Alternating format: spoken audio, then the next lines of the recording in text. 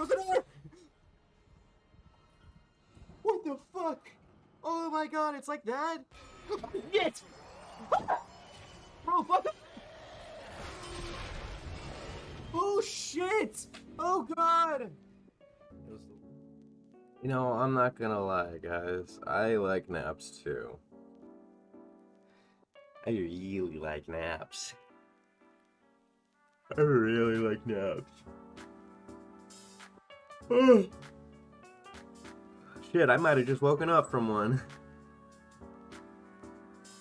How's it going, everybody? Subi, welcome on in. Panda, everybody else, if you're just here vibing, lurking, I appreciate you for being here already. I really do. I did. I did. Like, wait a second. Speaking of naps, there's the fucking spokesperson of naps. So he's like, wake up! Wake up! Mystically, welcome in. Hope you're doing good. Let me move some stuff out of the way real quick, and then I'll go jack it off. I mean, what?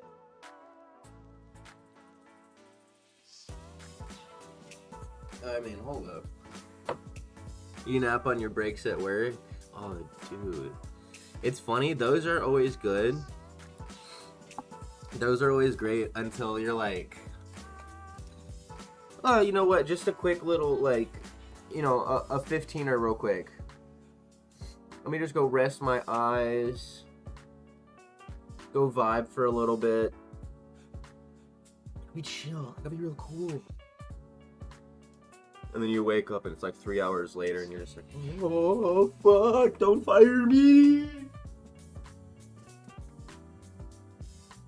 At least that's my case. I've had an instance or two where I was supposed to be you know, just quick in and out, 15-minute adventure, you know what I'm saying? Quick in and out. I take a nap, I wake up, I go back to work. I do a little minis, I go back in. I do a little minis, I go back in. But I chronically have this habit of hitting snooze on my alarms. So, Mystically, I typically, you can fall asleep in 2 minutes. Okay, yeah, no, that's, whew. I wish. Yeah, there's some times where I'm just like, man, I'm feeling tired. I wish I could fall asleep, and I'd be rolling around for like an hour, and then other times, man, I'm tired. And then it's 9 a.m. and I'm like, huh? But anyways, hold on. I'm gonna rub one out real quick, guys. I'm gonna jack up. If you want to join me, go ahead. So all you gotta do is put your hands like this, hold it like this, and then like that.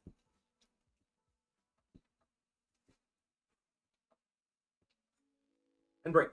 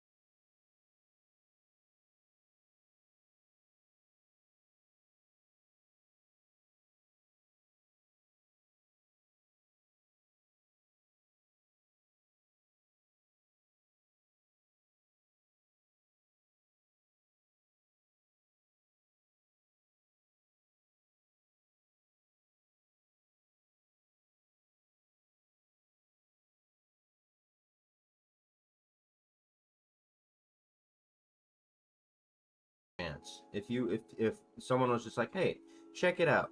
This is a robot. And you can fuck it. I mean, why not? We're in the fucking future, dog. What? You made a robot that just moves around? A claw-like machine. Wow. That's actually really fucking sick, Subi. See, that's now the next one you need to make is the one that has your back. You know what I'm saying? The back, like Mysticles was saying. You got to get a robot that's back to back with you so that y'all can jack off together, or a robot that'll just jack off for you.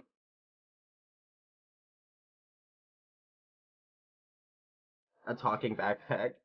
Oh my God, Sleepy Bobby, welcome on in. Howdy, howdy. I hope you enjoy the conversation we've been having, because we're talking about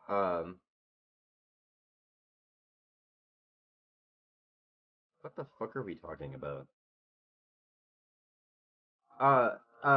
So we're not playing NieR Automata. We're playing the prequel. We're playing Robot Lady the game, the prequel. NieR Replicant. This game came out first. This game came out before Automata. Do you participate in jacking and making robots? I sure hope you do.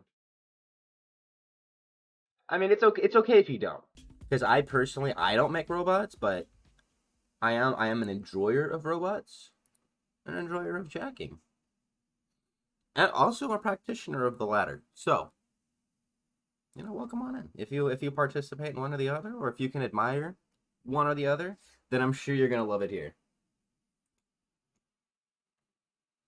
What the fuck is my controller? Hold on.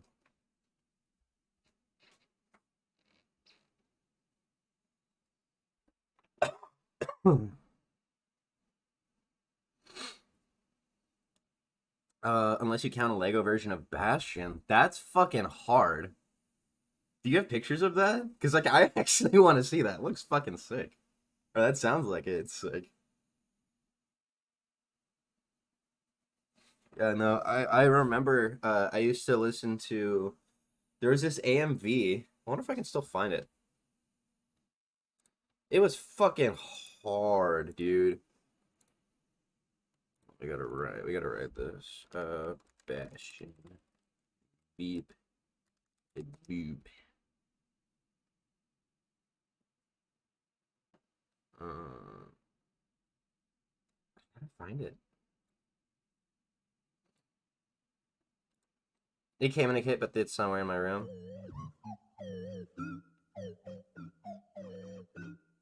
I love Bastion's little fucking sound effects. He's so cute.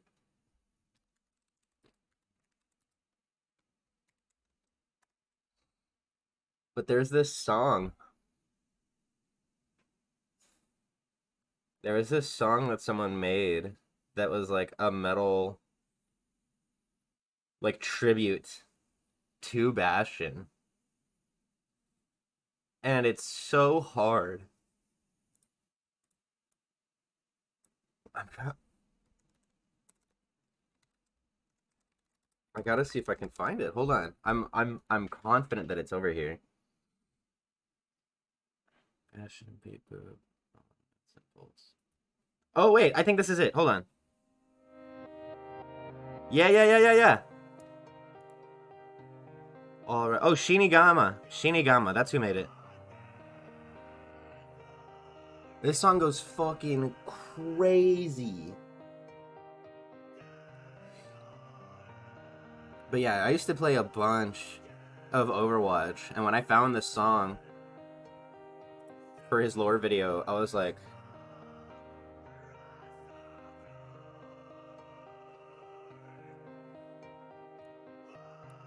it's so fire.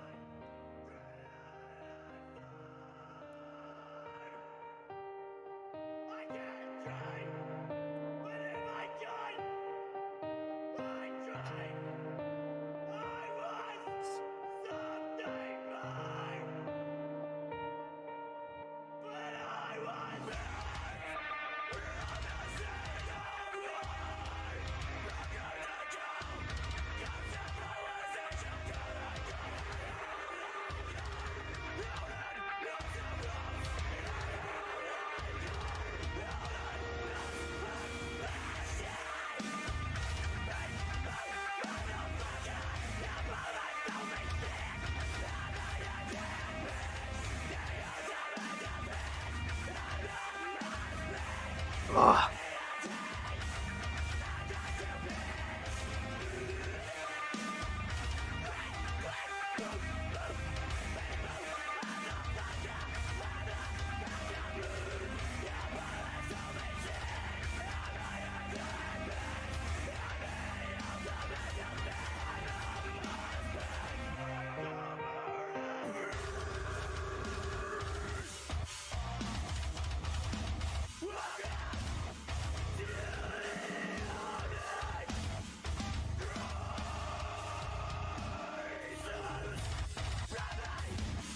Ah!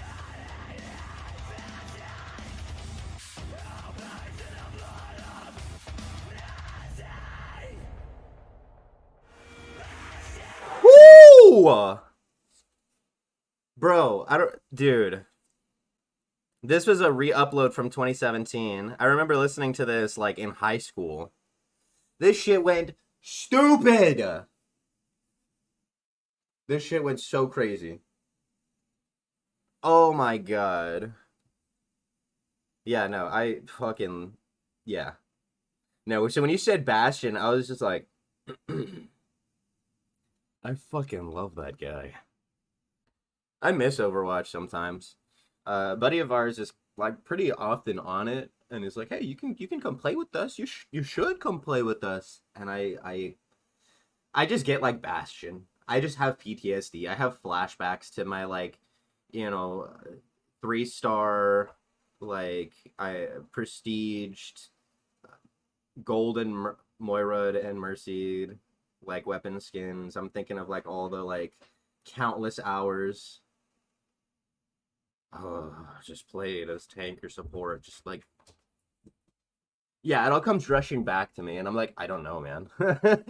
You have fun though.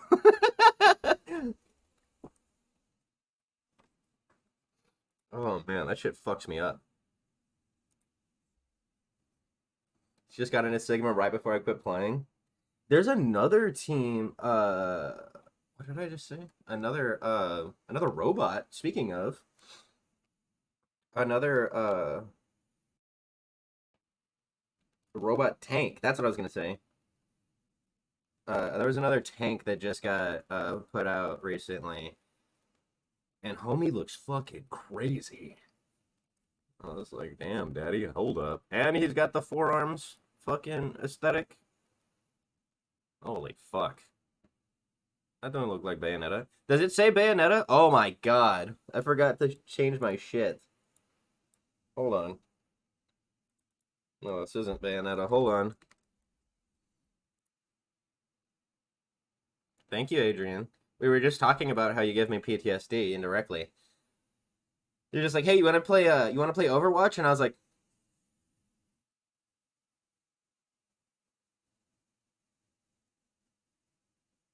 you can have fun though. No. That's all you, brother.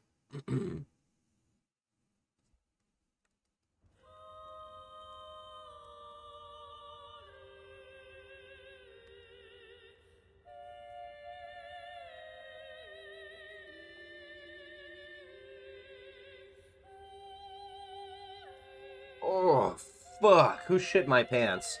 Oh, Avery. Oh my god. Stop! Dude, stop! What the fuck? You can save Yona, Vice. Hold on. It's you. Oh, it's because y'all can't hear it, right? Are y'all not getting the shit? Is the shit sounds not coming through? Am I not shitting my jorts? We had an assistant. Oh, sorry. Shit. Come on, okay. Oh my god. That's right. I just made my way back to chat, and I'm just seeing y'all still trying to convince me to play Overwatch. Adrian, you just missed it. We were watching a You dumbass!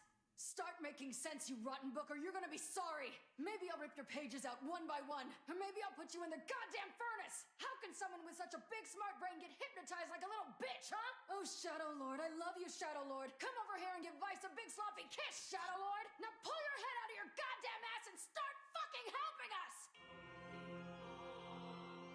Oh god, why doesn't Kaine talk to me like that? Fuck! Anyways, so that was the original. I remember when I first played Gestalt, that's how the game would start. That's just Kaine talking to Vice. And I forgot about that. I really did. That just made me a little chub. Anyways, we're gonna pray some sun. And I'm gonna fix a thing or two. Hold on. I'll make sure this is capturing the right thing. What's a Gestalt? Who's Vice? Oh, brother. Adrian. Where are we? Near episode... Is this 8? Is this episode 8 or 9? Oh, God. I knew this was gonna happen. I think it's 8.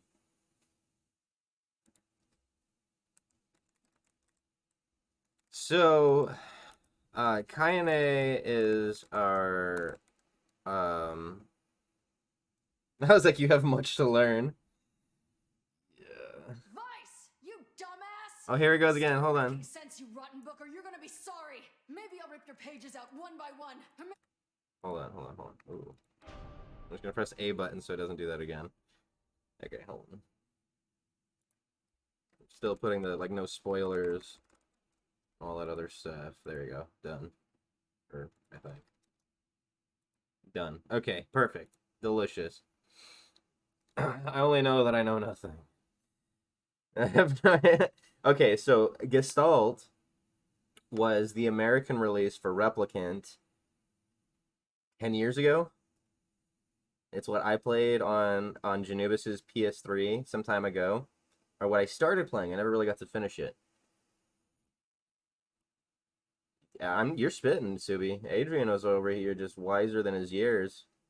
You start sprouting grays and a fucking a wise old little mustache. But what's it called? Gestalt is the prior release to this that I had played only just a little bit. Vice is spelled like Vicey. He is the grimoire that follows us around, that has been around since a time immemorium. He is as old as time itself, and yet he doesn't remember goddamn shit. So we've got to help him remember a bunch of stuff by collecting the sealed verses and fighting the forces of darkness, including the Shades, who are mysteriously starting to show up more and more. Along with this pretty common disease now known as the Black Scrawl, which our little sister has. And we're going to do anything we can to make sure that she's okay, because we love her, and she's baby. She's just baby. Other than that, I guess, ask questions as they pop up. We're still doing a lot of speculating ourselves. Yo! Oh my god. Panda, thank you for the 4,000 total towards the Icy Hot challenge. Adrian, too, the 4,000 towards the Icy Hot. And the Praiser Pump challenge. Okay, we're almost like... Okay, we are 25% done with the Icy Hot challenge. It looks like that one's in the lead. It seems like people really want us to be doing that one. Hey, thank you for the 2K towards the Praiser Pump. For those of you that don't know, that one's... And the Icy Hot. I'm telling you, the Icy Hot's going to win by a landslide. But what's it called? If you read them, and if you haven't checked them out before, the Icy Hot VR challenge is where you're going to get a little bit of icy, spooky, scary challenges in VR. Sort of like, what was the other one there? Phasmophobia. And then we're going to get super hot, like, as in super hot VR. And the Praiser Pump challenge is going to be us going back and testing our might in old Souls games, whether they be 1, 2, 3, or just Elden Ring. We'll figure it out later. And we're going to try our damnedest to either beat it or get as far as we can. And every time we die, it's Praiser Pump. But again, thank you so much to everybody that's contributing. We've still got one more thing to redeem. We've got to pray some sun before we get into this gaming, y'all. So, if y'all have got any sun to praise, any stink to stink, any drink to drink, again, whatever it is giving you your serotonins, whatever it is throating your goat, whatever it is giving you the sloppiest, toppiest right now, feel free to cheers with us.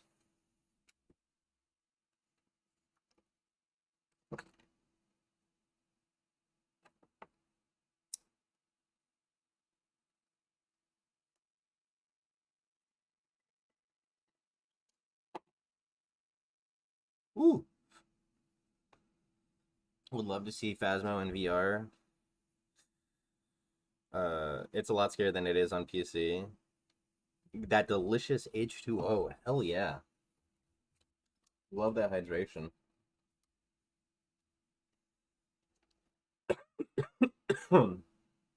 Yeah, no, I know. Just based off of like what Janubis and some others have told us, yeah, once we play Phasmophobia VR, there's like no going back. That's like it. That is the way to play. So I'm nervous and excited. It'll be fun.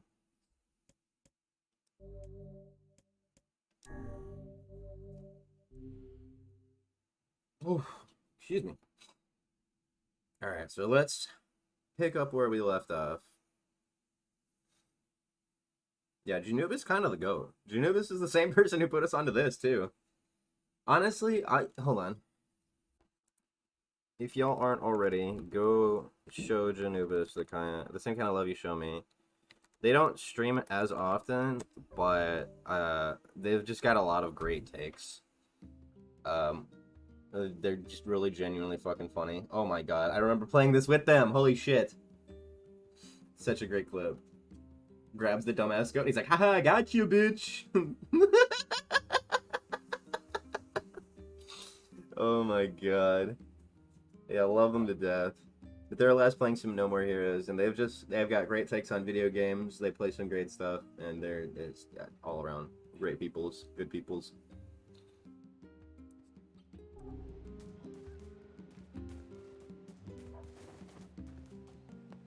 What the fuck are we doing? The Runaway Son.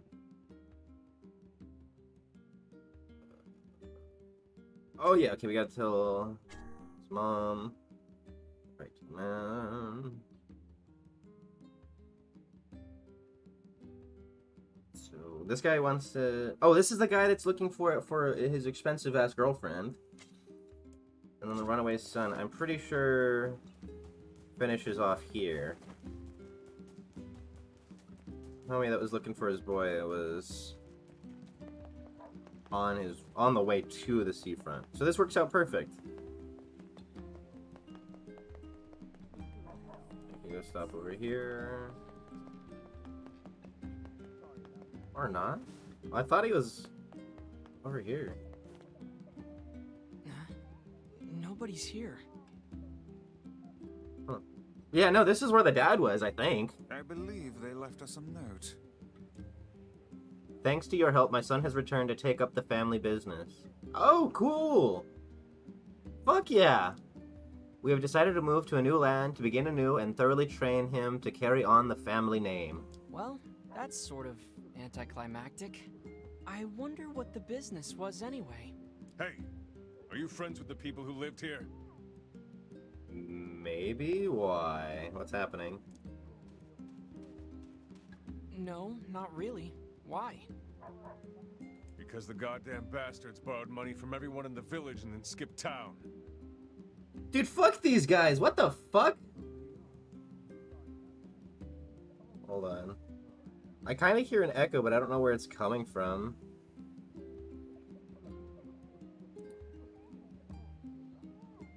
Do y'all hear an echo?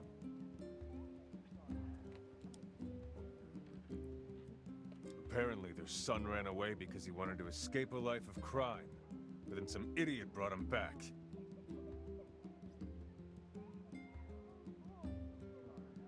It sounds like there's kind of a weird little echo, and I can't tell where from. But also, there's some kid crying in the background, so I want to get that. Guess we know the family business now. Oh, the family business is crime? What the fuck? To think we did not even get paid for this absurd misadventure. Oh well. Perhaps we should tally it up as an expensive life lesson and move on.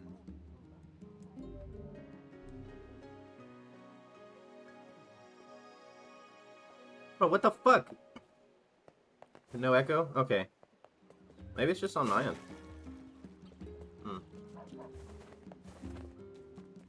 Yeah, if y'all hear a little, like, delay or an echo or something, you let me know.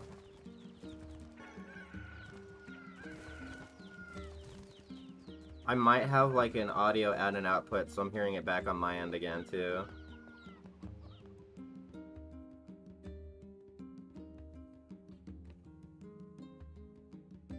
Maybe. I'm still learning some of this audio stuff that I've been fucking with.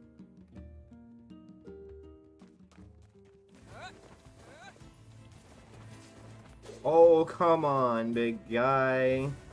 You keep coming back here, we're gonna keep giving it to ya.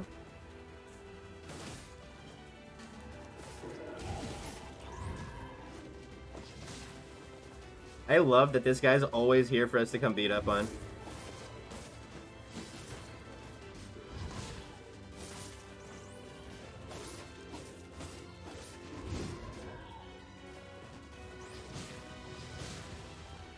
Oh yeah, easily, Subi.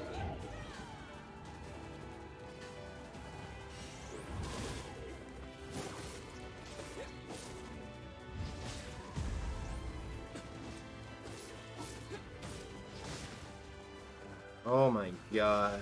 Fuck his shit all the way up.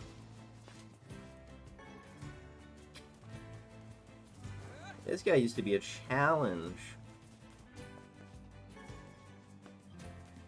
Now we find rubber? Now we can find rubber. After I spent all this time feeling like it was just non-existent. Which is crazy, I guess.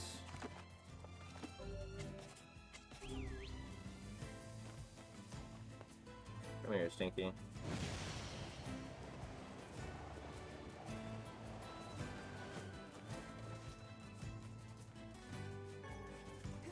Sometimes I'm like, oh man, I've already made it so far, how am I gonna get back to my critter? And then I forget, I was like, wait a second, I could just call him on over.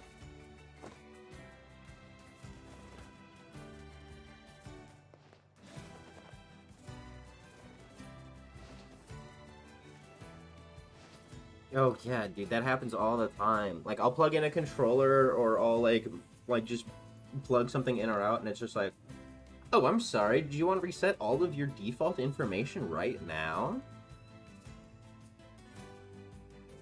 Not really. But go off, King. Yeah, no, you do that.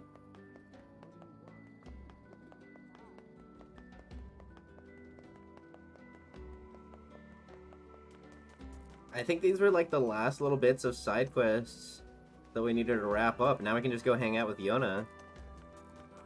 You'll see how she's doing. It really do be, Subi. Here's that ore you wanted. Oh, thank you! Now maybe my girl will let me hold her hand.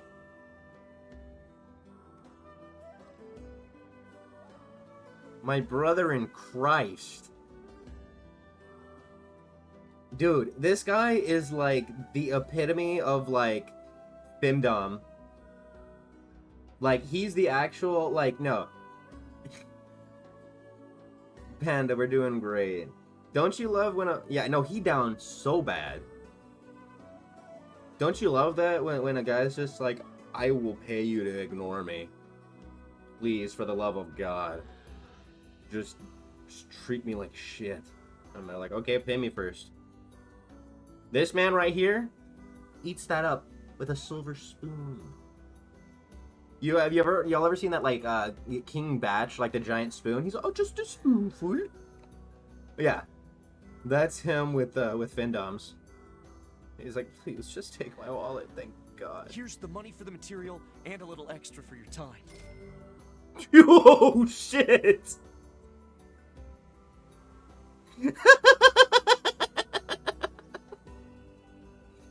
Oh my God, how do you have this much money? and aren't just like taking her out to like a nice place or something, dog. Yeah, I was like, how is he a sugar daddy and an incel at the same time? What the fuck? Huh? Oh, hold on. This is way too much. That's what I'm saying. Even the guys in Facade have been paying me 10K, which for me, I was just like, hey, bro. I mean, I appreciate it, but like, damn. Yeah, Panda, that's what I'm saying. I was like, I'll be your girlfriend. What's up? Are you kidding? That's what fluorite costs you on the open market. I only threw in a few coins for your trouble.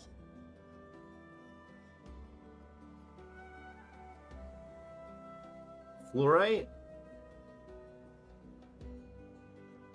Fluoride? Oh no, I'm thinking of fluoride. I was like, hey, bro. I was like, hey, bro, are you looking for toothpaste, big dog? I don't know why. When I heard fluoride, I was thinking of fluoride. I was like, hey, bro, you just need to brush your teeth? I think homegirl wasn't asking for no diamonds or not. I think she just wanted you to have your pearlies actually white. To be honest. It's really that expensive? I didn't spend that. Hey, I learned my lesson last time. From now on, it's nothing but the best for my girl. Hey, bro, I ain't even sure she's your girl. The human soul is an unfathomable thing indeed. Bro, you're telling me, Vice. You got that right. Do you think it possible that this man is being deceived by his lover?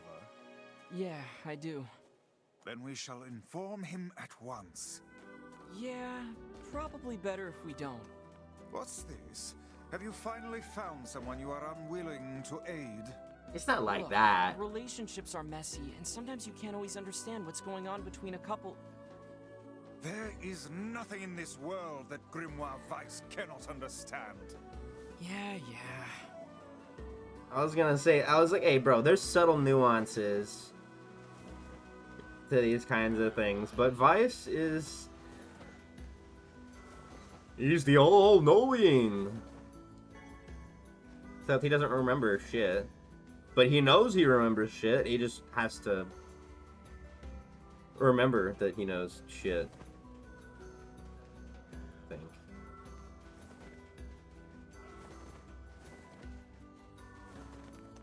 think. Hey, bro, I was like, I don't know, I'm into pegging as much as the next guy, but like, what y'all got going on? She must be into some crazy shit, like, she bottling her farts for you or something, big dog? Like, what are you doing? Does she just have, like, a fucking... Like, she lines your fridge with bath water? And just stay hydrated? Like... Oh, brother in Christ. What has she done?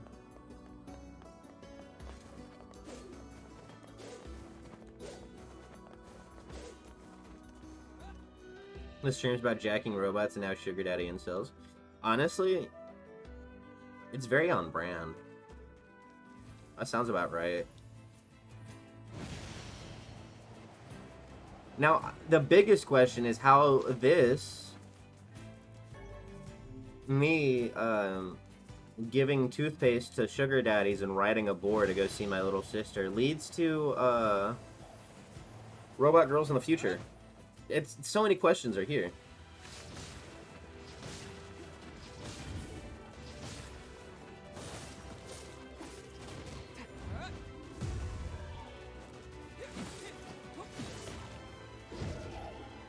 True or false? DarrHerr likes to get stanked. I don't know. I think we need a poll for that. Hold on. True or false? What does chat think? If you answer true, that is correct! Hey, hold on, we didn't even get to the poll. I'll just already... They're like, hey, don't even cap, we already know what we're... We already know.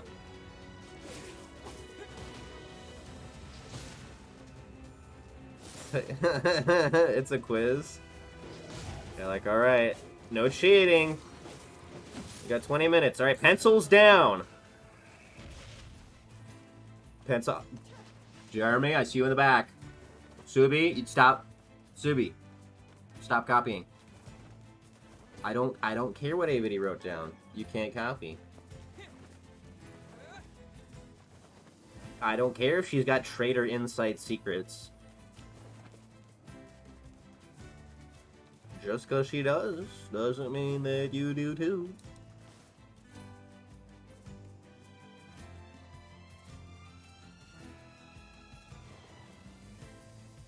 Alright, but yeah, y'all got me. I need to be taught a lesson. True. Reno, it's crazy. It's like you're in... Reno, get out of my closet. Jesus Christ. I was like, it's almost like you're... Like, he's like just sitting there, like, going through my fucking box of stuff. Hey, homie, listen here.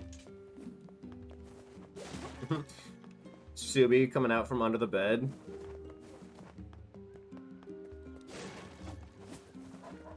I just thought Avity was witty and also thought the codes labeled nuclear bomb was something I should write down. I'm sorry? Avity clamps down suitcase. My business here is done. Stands up in full black suit. Yeah, you're not a student.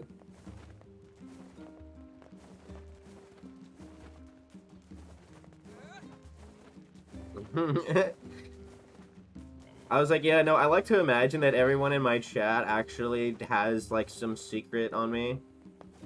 It's not like dirt or anything. It's nothing crazy. They're just like, hey, did you know that he actually only wears one sock at night? Like, it kind of, like, counterbalances, you know, the cold and the warm whenever he's asleep. Yeah. Do you know he also has nipple clamps in both silicone and metal? Yeah, it's crazy. Did you know DarrHerr actually likes his left nut spanked more than his right? Did you know DarrHerr actually doesn't come in socks, but does in fact have a rag? Did you know DarrHerr has only actually ever shitted his shorts once on stream, as opposed to the theorized 4 times?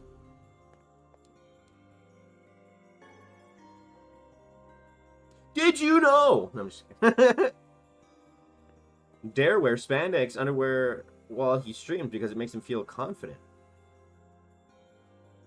So it's really more about, like, the shapeliness of everything. It really, like, plumps things up and gives definition where you wouldn't think. Did you know? Yona? Oh, hey. How are you feeling? Better, now that I'm taking the medicine you brought. Yes. Massive W. Good. By the way, are you gonna stay here today? I can hang out with you. You bet. Really? You'll stay with me? Really? Anything for you, little one. Yeah, Yona. I'll stay. Love her. Yay! Baby. Do you know DarrHerr puts a pickle in his pocket for a snack on the road? Well, that's for the left pocket. The right pocket is for the tajin. So that way I can kind of like take one out, slide it into the other, pull it out, I'll put it back into the other pocket, reholster it for later, basically. Now get back to bed. Okay.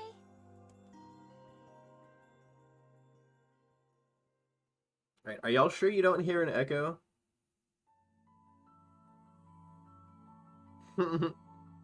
Broke. Pocket pickle. Woke. Pickle holster. Yo, the man of the hour. We were just talking about you, Janubis. Welcome on in. One more time, if y'all haven't already. Go show him the same kind of love y'all show me. Just genuine good peoples.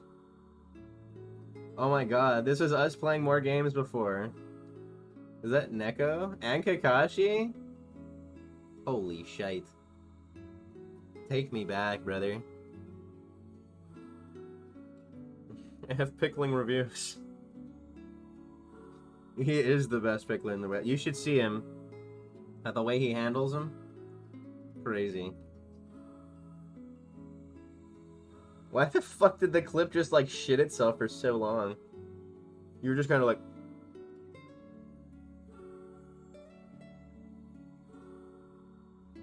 And then I came and pissed and shit. Yeah. Nice. Now, where the fuck are we? What's happening? I hear a voice. I squint and see a boy standing before me.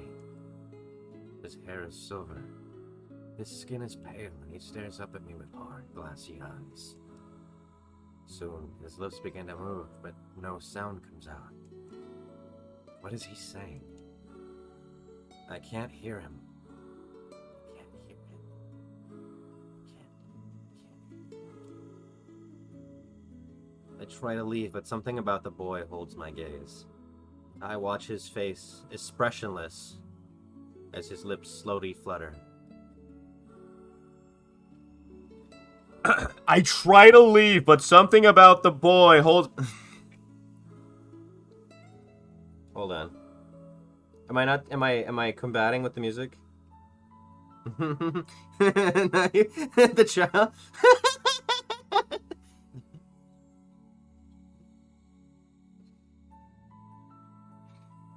What the fuck were you saying?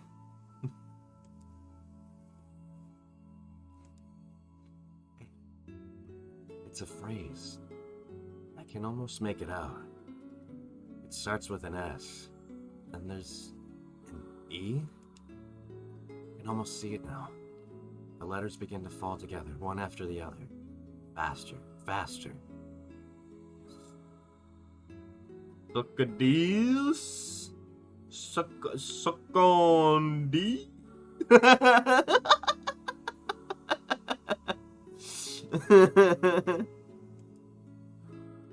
You first. There's just a... Subi, I love that. I love that I can just be that for people. I can just smooth your brain right out. I come in, you hear my voice, and it's like sandpaper to those wrinkles. It just... And you're like...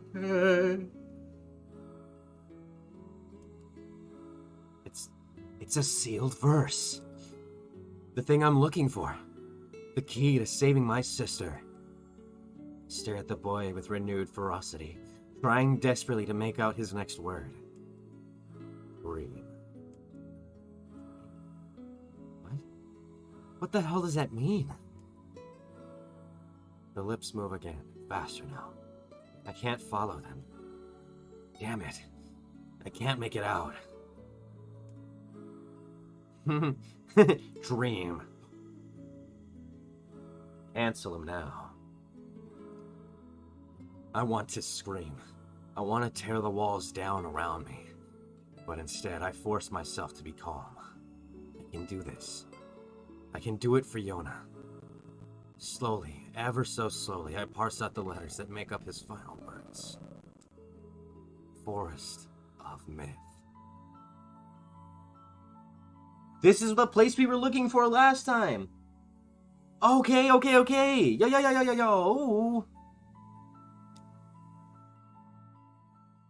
Oh, this is perfect. I know where we need to go now. Let's go!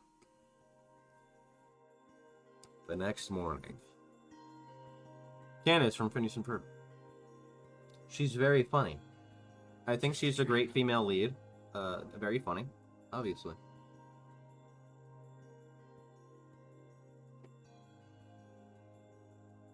Also, suck my balls. Even in my dreams, I'm hunting sealed verses.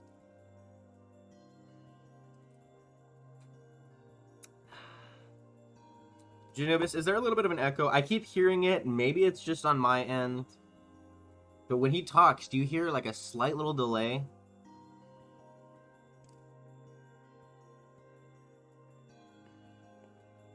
It might be on. It's probably just on my end then. Morning. Morning, Yona. Might have monitor on in your OBS. I think that's what it is. I do. I probably do.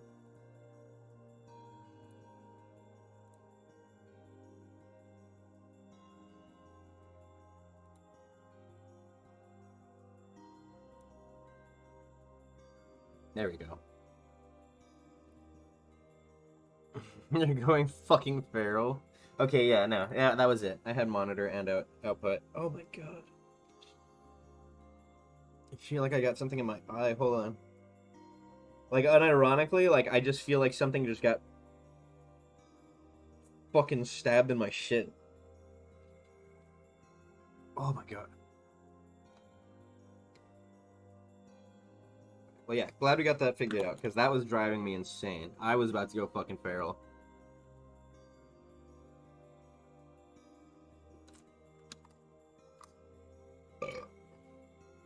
Bet. Go enjoy your Sammy, homie. Gotta watch it for micro penises in the air. Take a bite for me. Hell yeah. Really savor it. Really chew on that one. Kind of get some stuck in the back of your teeth for me and kind of fish it out with your tongue. Huh. You gotta kind of like suck it out of the back right there. Yeah, do one of those for me.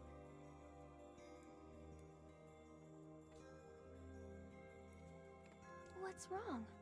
Are you feeling sick too? No, I had a strange dream. It was prophetic, it knew. What was it about? It's nothing. Don't worry about it. 'Cause I had a dream too. Really? Oh yeah? Do tell. Yeah, me and this boy were playing a game together. What kind of game? It was called Guess the Words. I think he made it up because I never heard of it before. Bitch, did we have the same dream? How did it work? The boy would move his mouth, but no words would come out. Then I had to guess what he was trying to say. Girly, what? It was hard. I wanted to play hide and seek, but we had to play his dumb game instead. So, aw, you had a strange dreamy. The little baby had a scary dream. Aw, did you shit your joints? Aw, did you have a little wet dream? Aw, you gonna piss and come? Did you dream of the boobies in your face? Did you bust after one stroke? Oh my, he does wear jorts. Oh my god, he wears jorts? What the fuck? How are we like 8 episodes deep in and we just realized he's wearing jorts? What the fuck? This is incredible. This is a discovery for science. No, seriously, like actually like 27 hours into the game. Hey, bro. Nice jorts. So what did he say? I don't know. All I could figure out was dream and forest of myth. We had the same fucking dream, sister. That is crazy. But don't worry. I'm gonna study hard so that next time I can figure out everything. Hell yeah, girly. Yeah, you tell me all about those dreams. Every detail. We should play a game together sometime too. Not that one, but yes. Sure, Yona. We should play a game together sometime too.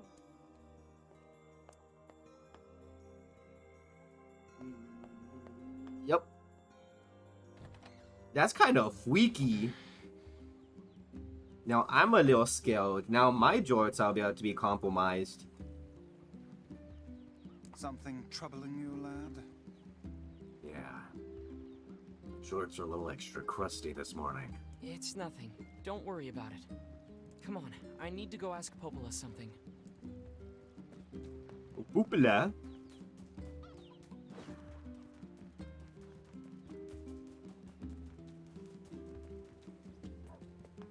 I gotta check something. Just because this... Okay.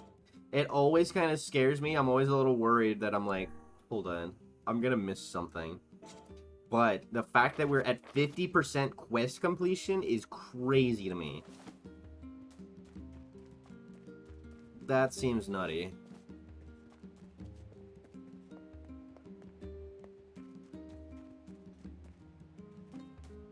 Are these trees growing? Wait a second. Is this tree... I feel like this tree was a lot smaller last time. Huh. No, yeah, okay, so I've been seeing your tweets about the NieR anime, and I've been trying so hard not to read them, but they keep... Every time you add to the thread, it keeps coming back up to the top of my For You. And I'm like, bro, please.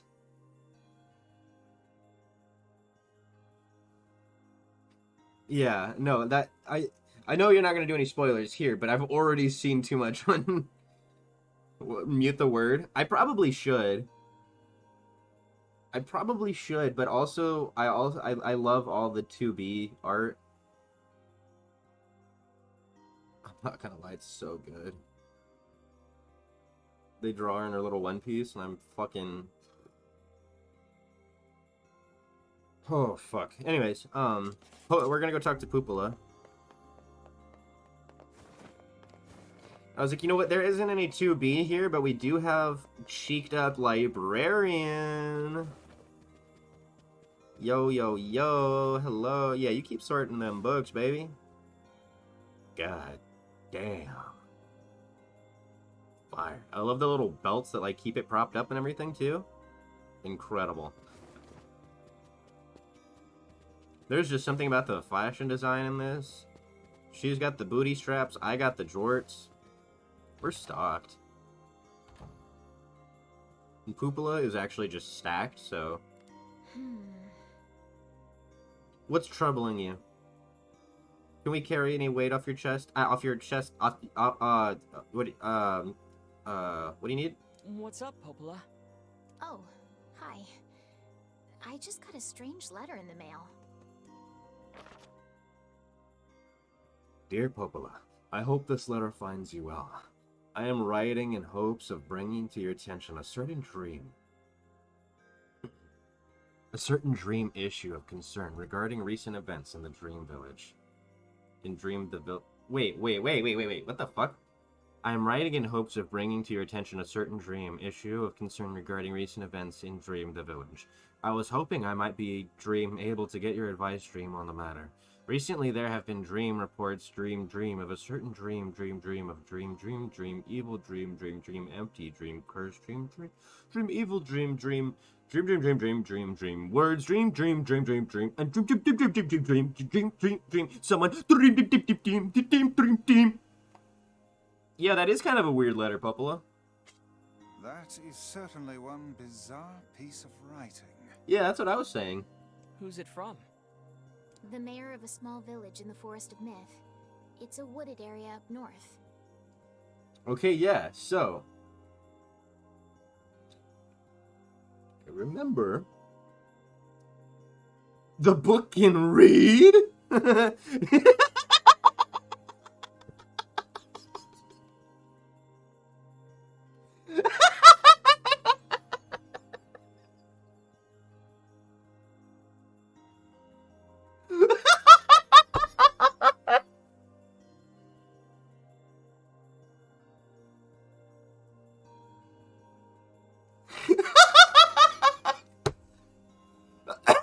This motherfucker can speak with a vernacular that is just so beyond me.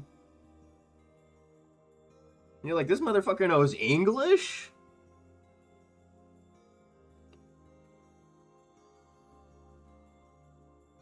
Holy fuck, dude. Where are his eyes? It's a magic book. I don't fucking know.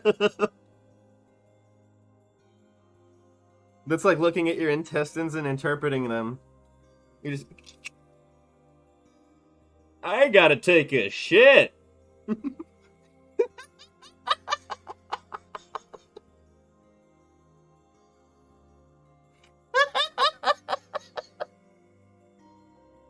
What the fuck? Oh my god. The Forest of Myth? You pushed too hard on that last one. They're usually a bright and cheerful group of people. Something like this is very out of character for them. I don't know. I pulled up on them. I found them. I went to go, like, chat them up and hang out with them, and they weren't giving me nothing. I have a bad feeling about this. Okay, Obi-Wan. I'll check it out. You will? But... Don't worry about it. I've got business there anyway. Did everyone, like, what is all of this lining up? This is crazy. Oh, well, alright. Thank you. Pay me, The though. Forest of Myth is to the north.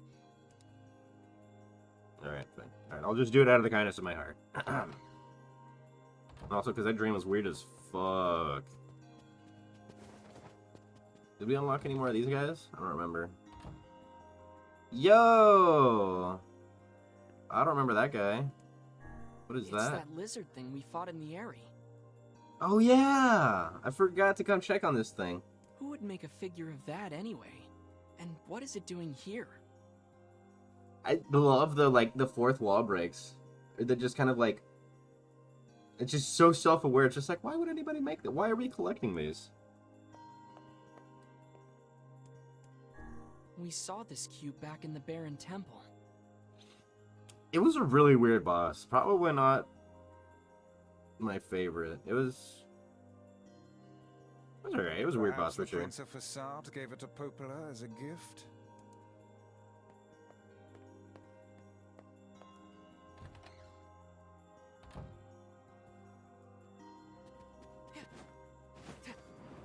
The next area is one of the most profoundly significant area in all of NieR lore. Well, shit, guys. Buckle your jorts on up. We gotta really pay attention for this one.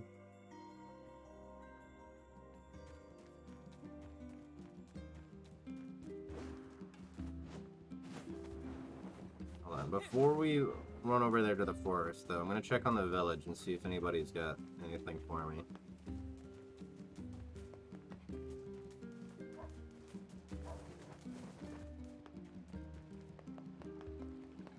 Okay, the mutton lady is still very much hungry for her iPad kids is definitely still need the beef. It doesn't look like there's anything here for me at the moment, so let's not make our way all the way to Seafront for nothing.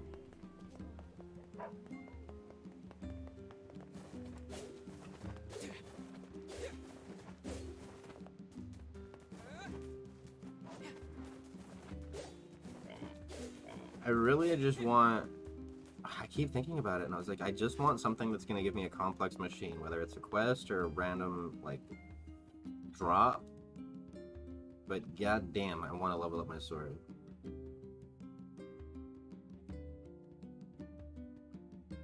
Real bad.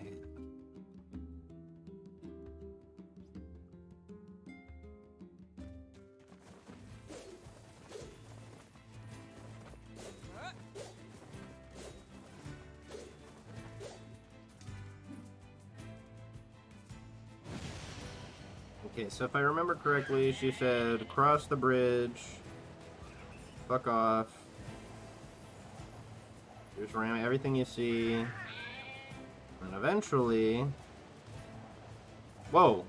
Dude, did I run straight through the boar? That's crazy. That's a... Whoa!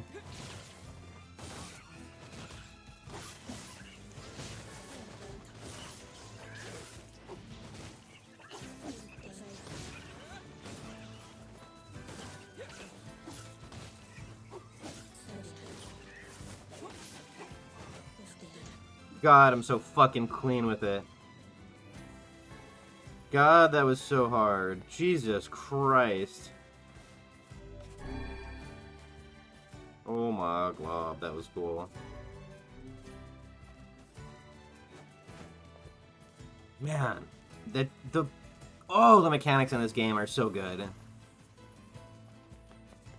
I was playing some Bayonetta on Friday, and we were just having a blast with that, getting back into you know, comboing and figuring out her style. And I feel like that was like just a perfect warm-up for like coming back to this, to be honest.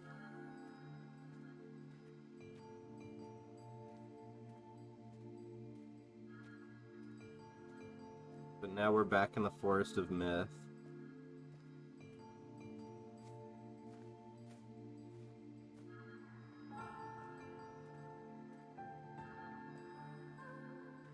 Wanted the soundtrack to have some time to kind of kick in.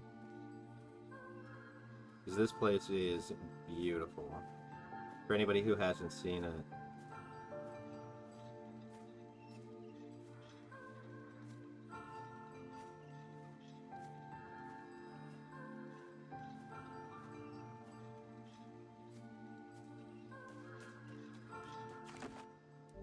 Sorry, I wanted to savor that for a second. But yeah, we came over here. We found it by chance one time, and we tried to interact with people, and just nobody was having it. Nobody was talking to us, so I was like, alright, well... I guess not.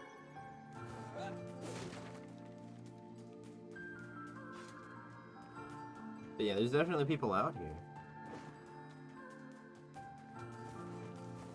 Let's go talk to old dog over here.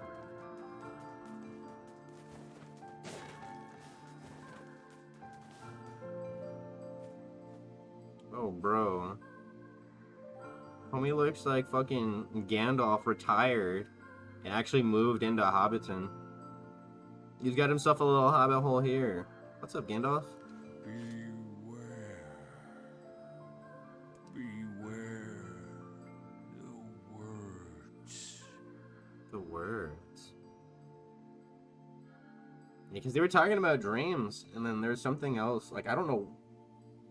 Was it the sealed verses that put him to sleep? The words? What do you mean? Contagious words. Like a virus? Those who dream. Is he gonna lull us into it? Is he... Dude, is he gonna infect Those us? who dream? Hold a moment. There is a strange new sensation in my mind. Bias's voice rose in a quizzical way.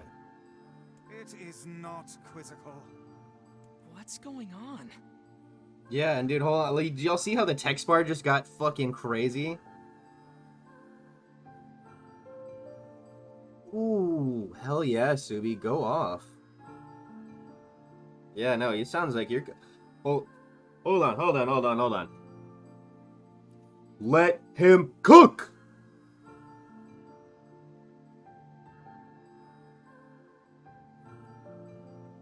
Go off, my man. Hold on. This is fixing to get really weird. So I'm gonna praise some sun first. Before we get too invested in this, hold on. Let me praise some sun. I can already tell this is gonna get fucking weird.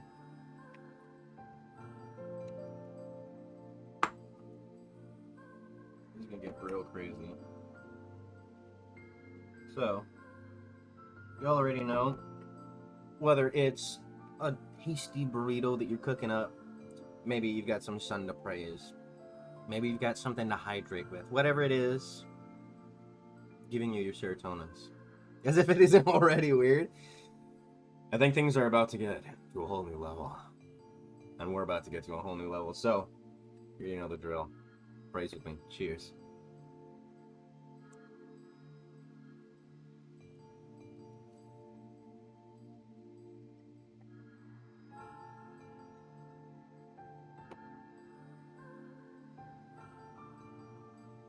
Alright, so what's going on? The villager's body shuddered as he slowly opened his eyes. Perhaps we should start by asking this man. Were his eyes not already open? Wait, what? Who are you? We heard something happened to this village, so we came to see if we could help. The mayor stared at Darren and Vice. If you can speak to me, I must have caught you in my dream. Oh, so he did infect us. In your dream? The mayor explained. In the past weeks, a mysterious disease called the Death Dream, the Death Dream, has spread across the Forest of Myth. Those who caught it were cursed to fall asleep and live forever within the world of their own dreams. The village mayor had determined the Death Dream was spread from person to person by spoken words, but before he could learn more, the disease took him as well. Vice stared at the mayor, his mouth twitching slightly. Now see here. Are you saying that we have been absorbed into your dream? Well, yes. I think you have. In other words, we've caught the death dream? Before the mayor could confirm Darren's suspicion, Vice exploded with rage. Ridiculous. Preposterous. Completely unfathomable on every conceivable level. I don't even recall falling asleep. That's just how the death dream works. Though polite, the mayor was clearly trying to brush aside the book's remarks. My remarks are not to be brushed aside, fool. The mayor twisted his mouth into an embarrassed grimace, then quickly changed the subject to who Darren had seen, and what they had discussed since coming to the village. Something there must have caused you to enter my dream. A certain conversation, a specific word, something. Darren and Vice racked their brains, but could find no easy solutions. There were simply too many words to consider. Too much random chatter, too many meaningless conversations. Grimoire Vice does not engage in meaningless conversations. The mere suggestion that Vice chose his words carelessly seemed to sting his pride. It does not seem to sting my pride, you bloated gasbag of a narrator. Settle down, Vice. It has demolished it utterly. I will crush you. Irritated, Vice looked skyward, as if searching for answers in the heavens. I was doing no such thing. Just leave me alone already. This kind of reminds me of, what's that movie? Stranger Than Fiction? It's one of the few movies where Will Ferrell has, like, a serious acting role, and it's really good. The writing is really excellent, and it's got Maggie Gyllenhaal as the love interest, she's so cute, she's so pretty, I love her. And, like, honestly, the story is great. It's a great film, and it kind of handles... I don't know how to describe it. It's a great movie. Just watch it. The anger created by his harsh words bled over to Darren like a contagion. Wait, said Darren suddenly. Did someone just say contagion? Yes, I believe so. What of it? Well, that villager told us to watch out for contagious words, right? The mayor leaned forward with renewed interest, pushing a startled Vice aside in the process. He must have said something, right? Asked the mayor. Some specific combination of words. What was it? It was dreaming, or something that dreams, or... Oh, what the hell was it? A sheep! Cried Vice suddenly, blurting out the first thing that popped into his head. The others stared at him for a moment before slowly shaking their heads. After a few more minutes of thought, Darren's face suddenly lit up. I remember, he said. Those who dream. That's what he said, I'm sure of it. At this, the mayor produced a thick sheaf of papers from his pocket. He flipped through them a few times before finally nodding his approval at Darren. That sounds right, he said, as a stray sheet of paper fluttered to the ground. My notes also mentioned something about that. I bet it was the last thing you heard before you fell asleep. The mayor shook his head, his worn pencil stub tracing lines across a lone piece of paper. For the last month, I've done nothing but study the disease we call the death dreams.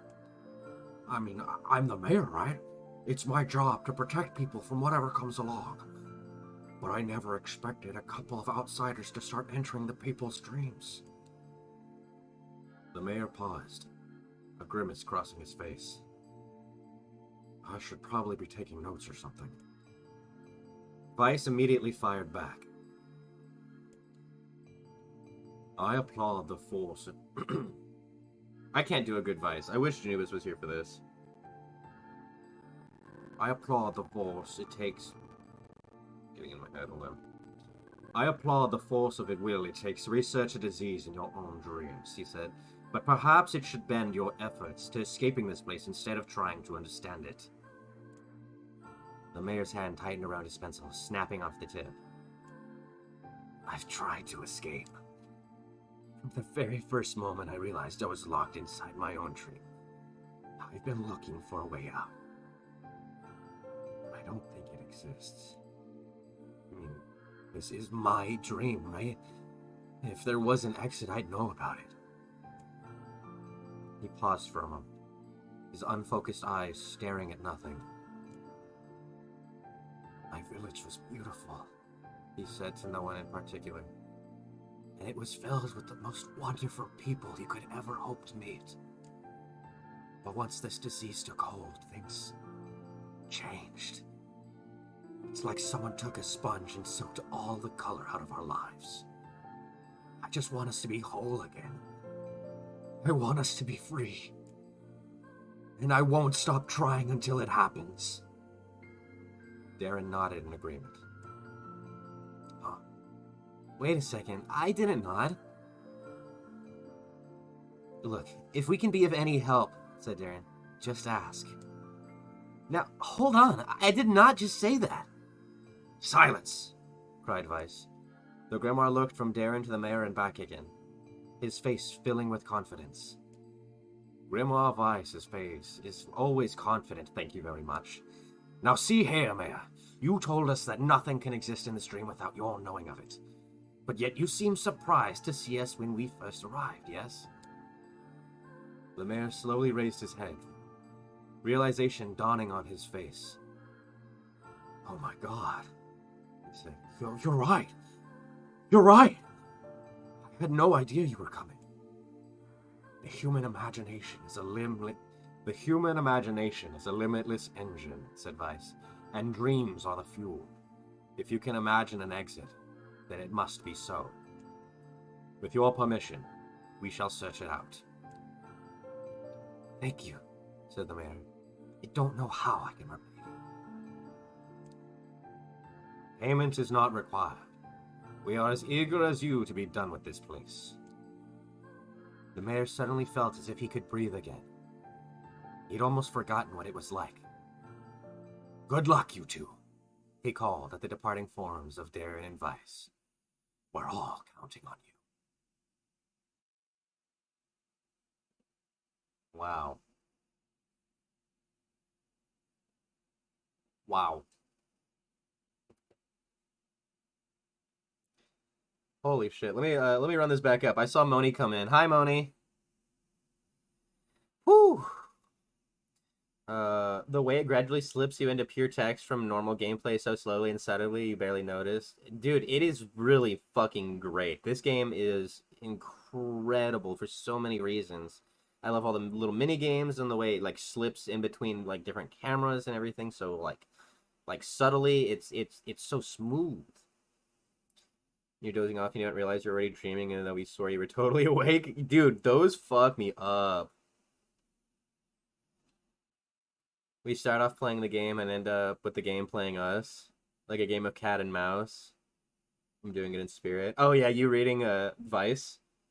Thank you, I love you. Leonardo DiCaprio would know what to do. Yeah, just spin his little top real quick. And he's like, ah, yeah, this is a dream, totally. Wake up. Anybody ever told you have a really good narrative voice? Thank you, Subi. I would love to do voice acting. If I don't know how to make a reel, but I would love to. My bacon and eggs are done. Let's go! Wow. Wow. Yeah, no, exactly, Moni. Wow. This game's lubed the fuck up. Yeah, it is ready to just slide into my little fucking brain hole and just have its way with me. This really is the video game of all time. No, dead ass. Dead ass. I hope y'all enjoy. I don't know how we're gonna find what we're looking for, but fuck, let's see. As Darren slowly faded into the misty forest, the mayor was struck by a sense of deja vu. I saw this man once before. But where? Darren's mood darkened as he trudged through the forest. Hours earlier, when the beauty of the place was still a new thing, he'd been confident they could get in, find the exit, and be home in time for dinner. But the deeper they went, the more the forest closed in around him. The mist made it difficult to see more than a foot in any direction, and moss-covered rocks seemed determined to twist his ankle. More than once he'd been forced to steady himself on the rough bark of a tree, and his hands now left small trails of blood on everything he touched. Additionally, Vice was proving to be a spectacularly poor traveling companion. Unhindered by either terrain or physical effort, he spent most of his time urging Darren to pick up the pace and grumbling about their slow progress. Finally, after Vice muttered something about legless turtles being more adept in navigating that environment, Darren snapped. Okay, Vice, cram it for a second, would you? You don't have to walk. Darren leaned against a tree, tried to stretch the knots from his back. How can this stupid forest be so big? He muttered to himself. The moment the words tumbled from his mouth, a cacophony of insects sprang to life. Every imaginable form of buzz, click, and hiss roared out a volume that rattled his teeth. Darren slapped his hands over his ears and screamed to be heard. Vice! What's going on? Darren could see Vice's mouth moving, but he might as well have been shouting in a tornado. The insect screamed. The forest howled. And then, just as Darren's ears seemed ready to tear from his head and go running for cover, the sound diminished. Hesitantly, he removed the hand from his left ear and listened to the creatures of the woods. Zee-zee-zee! Zra! Skeet skeet! Scream! Scra! Sweet! Shakakakake! Shakakakaka! Shakakaka! Scream go go! Whoa whoa whoa whoa whoa whoa whoa! Whoa wee! Whoa whoa whoa! Shakakakaka! As the insect symphony sound.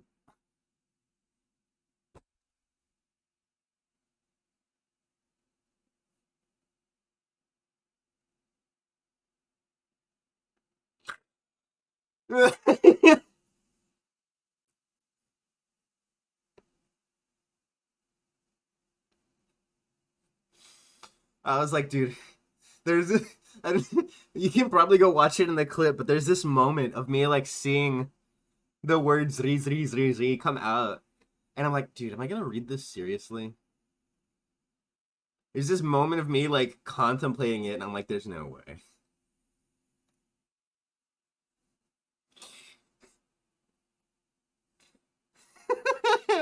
I need a second. As the insect symphony dimmed another decibel, Darren began to detect patterns in the sound. This isn't random, he thought. It's not just white noise, it's something else. Insects weren't just calling out. We're asking a question. One with it is lacking. Two with it is ideal. Three with it is dangerous. What is it? By my pages. Is this a riddle? I guess so. I mean, it feels sort of forced, but maybe it's the key to getting out of this place. Then I leave it to you to answer. One with it is lacking. Two with it is ideal. Three with it is dangerous. What is it? One with it is lacking. Two with it is ideal. Three with it is dangerous. Two with it is ideal. It's dangerous. I feel like it's a seesaw. Yeah, I feel like if you were to have one person on a seesaw, it would kind of suck, but two people is right. Yeah, clearly a secret. Only one person with a secret? No, come on. You gotta tell somebody a secret. Come on. Come on. No, Subi. Loose lips sink ships. Something that's ideal with 2 people, but dangerous with 3. Oh, it's a seesaw! Vice's mouth flew open, but before he could say anything, the world suddenly shifted.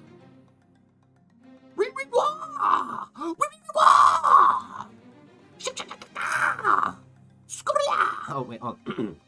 When Darren came to, he was once again surrounded by the sound of insects. The cries of the insects were creating words. Words he had heard somewhere before. 1 with it is lacking. 2 with it is ideal. 3 with it is dangerous. What is it?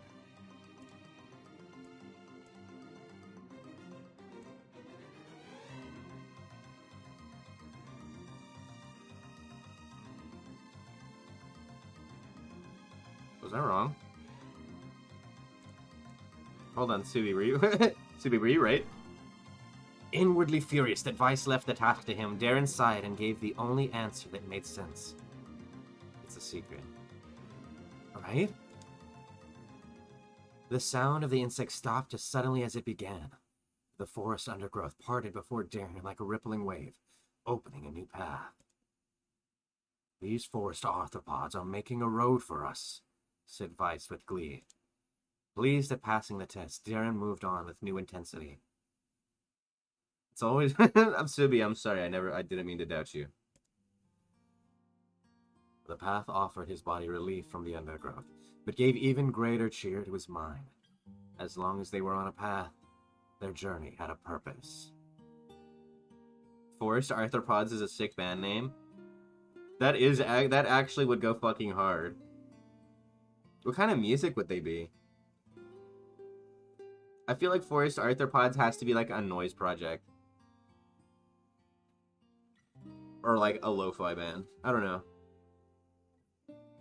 It kind of feels like it could be like a metal band, but like noise for sure. Heavy drum music. Yeah, no, it's got to be some sort of like weird EDM. Like a subgenre of like electronic music. And like not even like dance music, like just something that's like fucking weird. For sure. I guess the forest has accepted us, huh? Said Darren after a bit. Vice spun around to face his companion. Do not mistake the view of this forest as some happy pet you can suddenly befriend. We have no idea where this path leads. As Vice finished speaking, the pair turned a corner and found themselves facing a clear forest spring. Smiling, Darren picked up a small rock and sent it skipping across the surface of the water. Good heavens, said Vice. His surprise was understandable. Each time the rock struck the surface of the water, a musical note rang out. When the rock finally stopped moving and sank to the bottom of the spring, the ripples it left behind came together to form words. I entered through the window, down to the wall, till the sweat drips down my balls. What am I? Absurdly easy, barked Vice. Now answer it!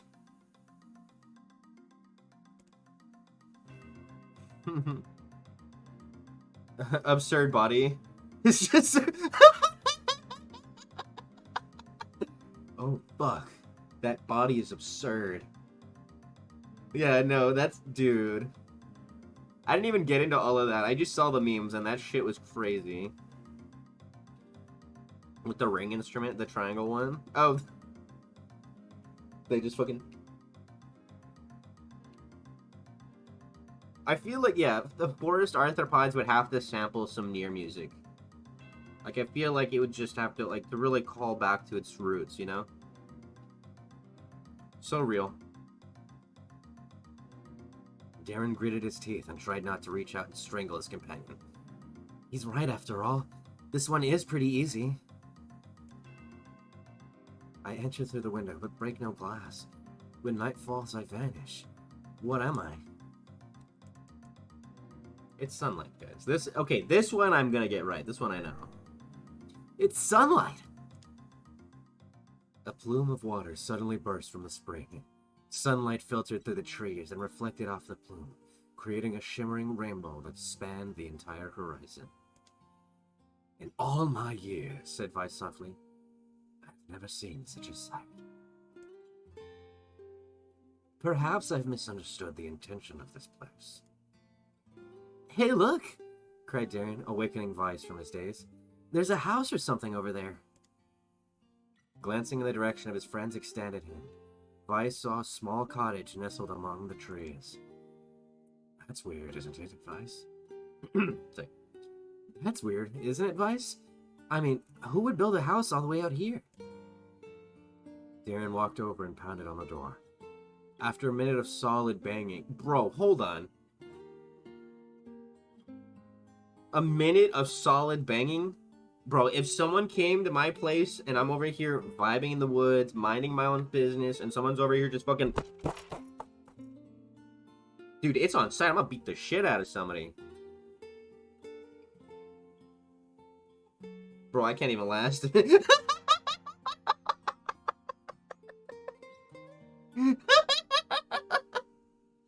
See, this is why we needed the robot. We were talking... You missed it earlier, Janubis. We were talking about robots, back-to-back jacking. That's why you need to you need to have someone there with you when you're jacking off. To really get, like, the most, like, bang for your buck. The most prime, you know, workout.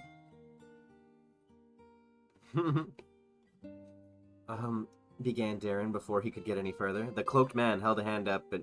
Oh, fuck. I missed something. Oh, fuck. Okay, so someone opened the door and was like, hey, what the fuck are you knocking so hard for, bitch? I have 4 legs in the morning and 2 at noon, but end the night with 3. What am I? Did bro get a boner?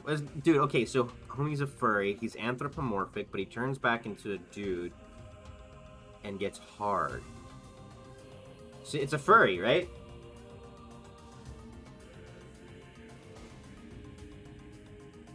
This one is used in everything. It's a furry, right? Furries are everywhere, so... Yeah, okay.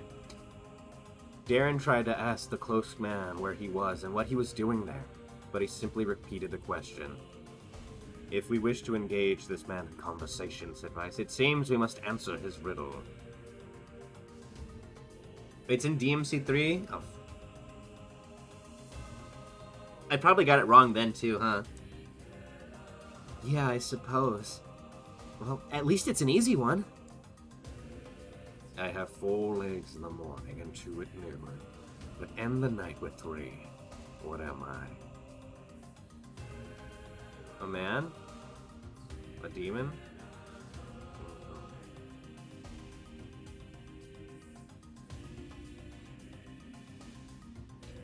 First day working at Subway, not making anyone sandwiches unless they answer my riddle. Can I get the number 4 on the Italian urban cheese? I have 4 legs in the morning and 2 at noon, but end the night with 3. What am I? No, Italian urban cheese is fine. 6-inch. I mean... Would you like that toasted? Alright.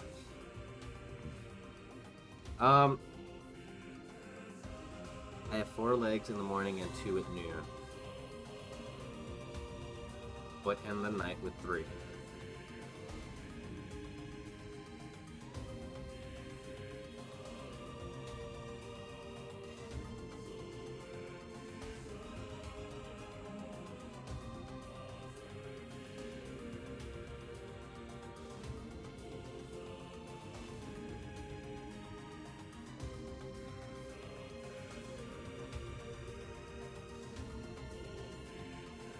Guys, this isn't a bit. I don't know what the fuck this is.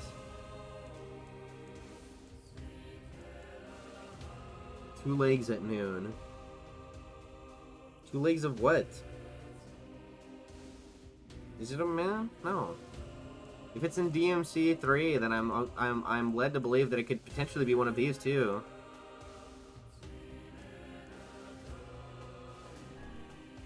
A man. I guess. The mist dissolved from the cloaked figure as he spoke a single word. These nuts. Correct. So it was a furry! Yes!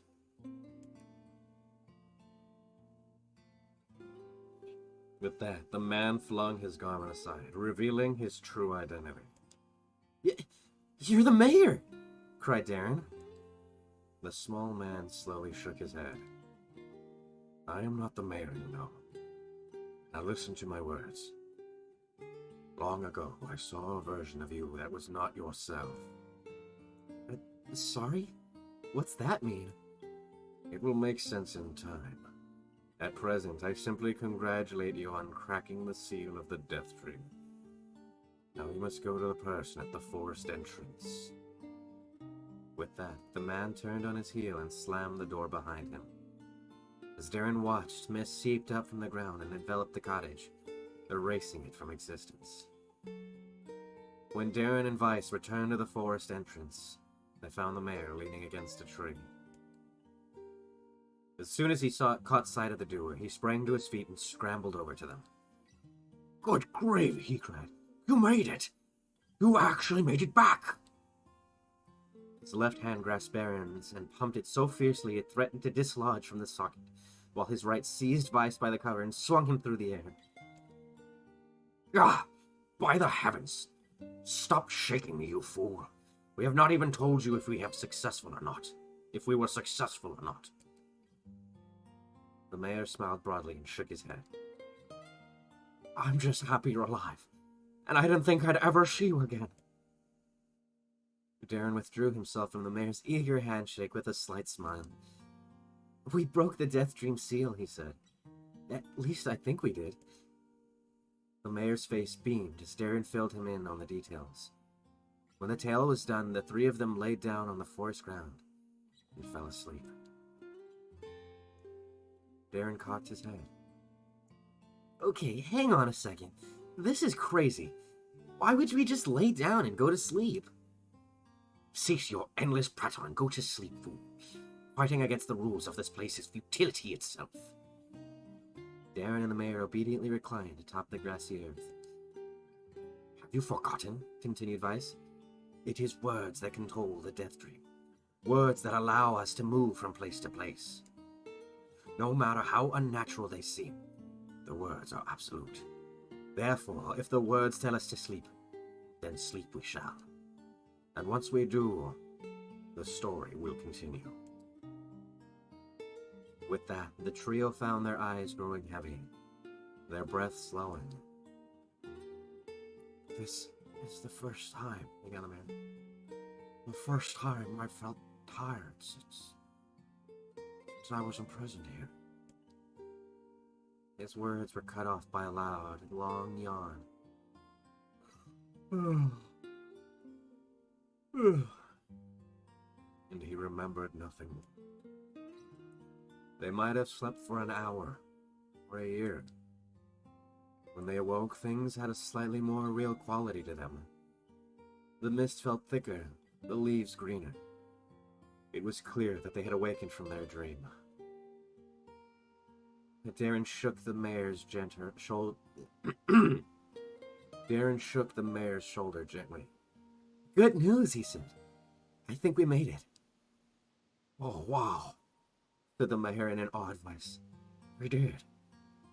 I'm back. He blinked once, and then again, as if not quite believing the sight before him. You two have no idea how much this means. The Death Dream was spreading through our village, and I wanted to... I thought I could figure out how to stop it. I guess that wasn't the case. I must have caught the disease and become trapped in my own dream. The mayor started to stand, then collapsed back down to the earth. He stared at his legs as if he was trying to remember how they worked, and then glanced at Darren and shrugged. Without a word, the young man reached down and pulled the mayor to his feet. Real life may take some getting used to, said the mayor as a wry smile crossed his lips. You shall relearn in a short order, I'm sure, said Vice. For now, you should return to your home and rest. No, said the mayor, swaying on unsteady feet. No, I can't. Some other villagers are still trapped in the Death Dream. I have to save them. The mayor slowly made his way to the divine tree in the center of the village, then bowed his head and prayed silently. This is a holy tree, he explained when the prayer was finished.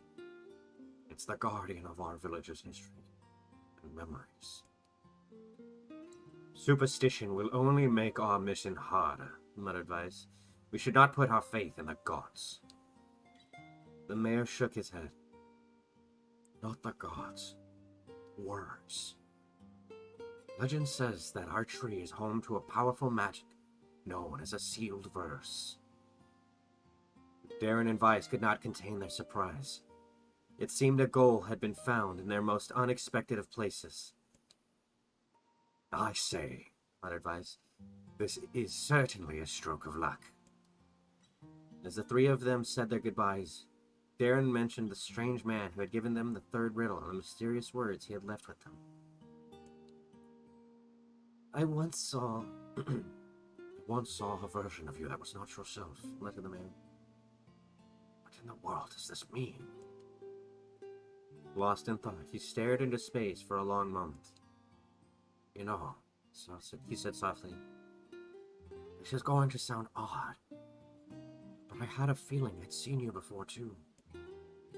Darren tried to keep a straight face and failed, but the mayor didn't seem to notice. Deja vu, right? Anyway, I figured it's some kind of illusion created by the Death Dream. Well, it doesn't mean anything, right? Darren gave the mayor a nod and smiled, but inwardly his thoughts were racing. There's something wrong about the mayor and his words. What exactly is going on here? That riddle would prove to be the most difficult one of all. Oh, thank you so much. Now I can finally return to a normal life. This is one of the most bizarre diseases I have ever encountered. I know. That's why we have to help the other villagers, no matter what. Dark execution magic. That's crazy. Summon magical spikes from the ground to impale enemies. Ooh! Nice death spike. Very grandma's boy power. Let's go. Bro, I have got, like, chills. I'm not gonna lie. I got, like... Ooh. I got a little into that last one. This sounds like a play I would go see, and then you would get roses thrown at you as it goes black. Yeah, no, that was... Wow. That was good. I hope y'all are enjoying this narrative. You felt your... No, yeah, no. I've got a feeling we're gonna get into some more narration here pretty soon if we've got to go save some other villagers. I need a second, y'all. Like, that one really kind of, like, got me. Because I've got, like, something about that last little bit really, like, unnerved me. I don't know if y'all caught it, but he was kind of like, something's wrong with this guy. Like, this isn't the same guy. Something, like, I don't know what it is, but it made me feel like... I don't know how to put it. Like, we kind of went in there to go, like, get him back. But we found, like, the dream version of him. And now that's occupying his body. Like, this isn't the actual... This is, like an alter ego or something. And it's kind of unsettling. It's kind of weird. But yeah, I'm gonna go get some water. I'm gonna stretch. I'm gonna take a little BRB, y'all. We're gonna give it us a second. And we'll be back with some more NieR Replicant. To whom does the true voice speak? To whom does the true form show itself? Yeah, no, that's what I was like, no, something's really weird about, like, what the Death Dream is. Like, it's not just, like, a trap or something. Like, I feel like it's another occupant. I feel like we, like... Oh, I don't know, man. I don't know. Y'all, if you have any theories, if you have any ideas, if you have anything that y'all want to throw down, Janubis, I know you know. But, maybe speculate with the rest of the chat while y'all enjoy these... we'll be right back. Who killed Mill? Alright, well, I was with Jared the entire time. And yeah, I was gonna knew it say, wasn't so Jared. I saw both of them together a lot. Yeah, and Slip was with us. Slip was only away from us for a couple of seconds when Milky's body was found. So while I'm not gonna like say that it couldn't possibly have been Slip, but also Darren I saw like one time. Yeah, I was understandable. Yeah, no, I was hanging out down by Electric for most of it, and then I would go like, I went over and did the fucking, what's the little hexagon lights? I don't know. Did you murder anyone? No. That sounds pretty sus, bro. All I've said is what I've done. Sounds pretty sussy baka. I am a pretty sussy baka, I'm not gonna lie. That's true. To me, Jack was with me the whole time, and it looks like Slip was in our area. You came from the direction that the body was. Came? Oh, you came. And that's a crime in and of itself. Huh? No, I came up, and then I rendezvoused with y'all. Y'all were over there doing meteors, and then I was heading over to Cam's, and then the body was reported, so... It's literally a coin toss at this point. Honestly. I'm gonna skip, fuck it. Votes are in. Okay. Oh, that's... okay. Is that enough to do me in? Oh my god, thank god. Oh my god, thank god. Oh my god, thank god. Well, now I'm fucked. Now they know it's me. Now they know it's me, so...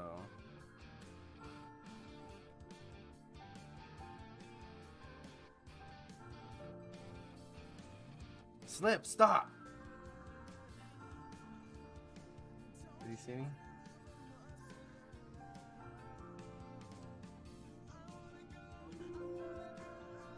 Anybody up here? Oops, sorry, fuck!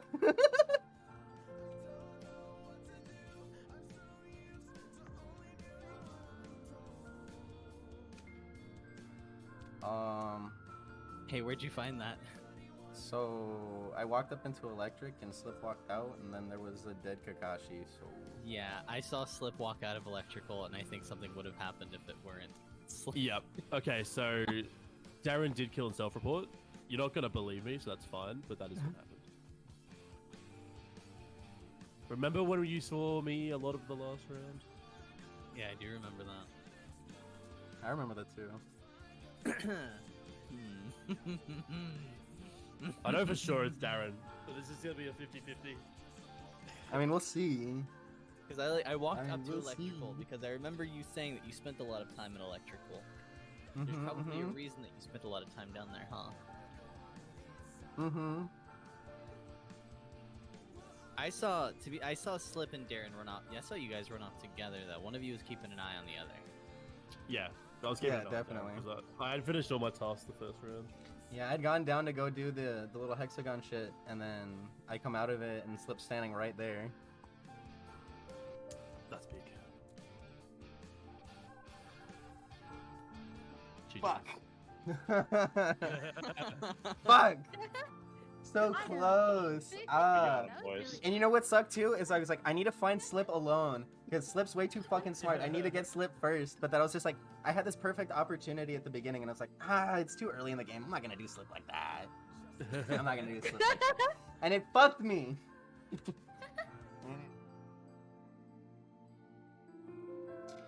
Alright, y'all, we are back. Oh man, I needed to like get some stretchies in, kind of get my breathing right. I think all that narrating, I was kind of like getting a little lightheaded, and I was getting really into it. So it's kind of just like, hold on. Let me get some of the oxygen back to my brain. Yo, that was intense. That was good. I'm excited for the rest of these. We gotta go in and save the homies. We gotta go save the rest of the village.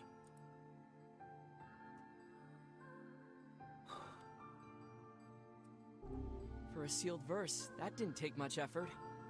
Yes, all a touch too easy if you ask me. It's almost as if someone was guiding us to this village. Don't overthink advice. I don't know, man. It was pretty heavy either way. Okay, so it looks like there's 2 more. I'll let chat decide. We've got one guy over here. And a lady over here. Whose story do we want to hear? Let me know, chat. Left or right? That guy looks like he ponders his orb while he's off the Zaza. Who? The mayor? Fucking Gandalf? Retired Gandalf? Oh, fuck yeah, he does, dude. No, he kind of looks like the guy from, have y'all seen Small Soldiers? He looks like the guy from Small Soldiers with, like, fucking Santa beard on. He's... Microchips? You put military government microchips in children's toys? Oh, no! Yeah, see, look, I'm pondering his orb right now. I could get lost in that. Bro, his orb is about to give me the death dream again. Hold on. But yeah. Left or right, chat? Y'all let me know. Oh, I'm in the way. There's this guy right here. Or there's that lady over there.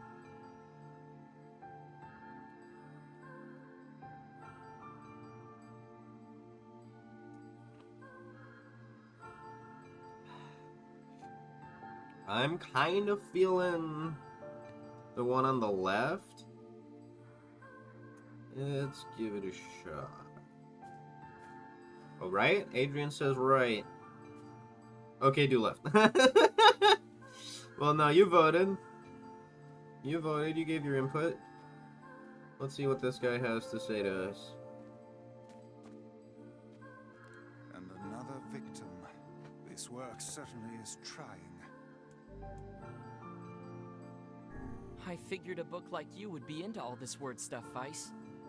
Even I have my exceptions. Now let's be off.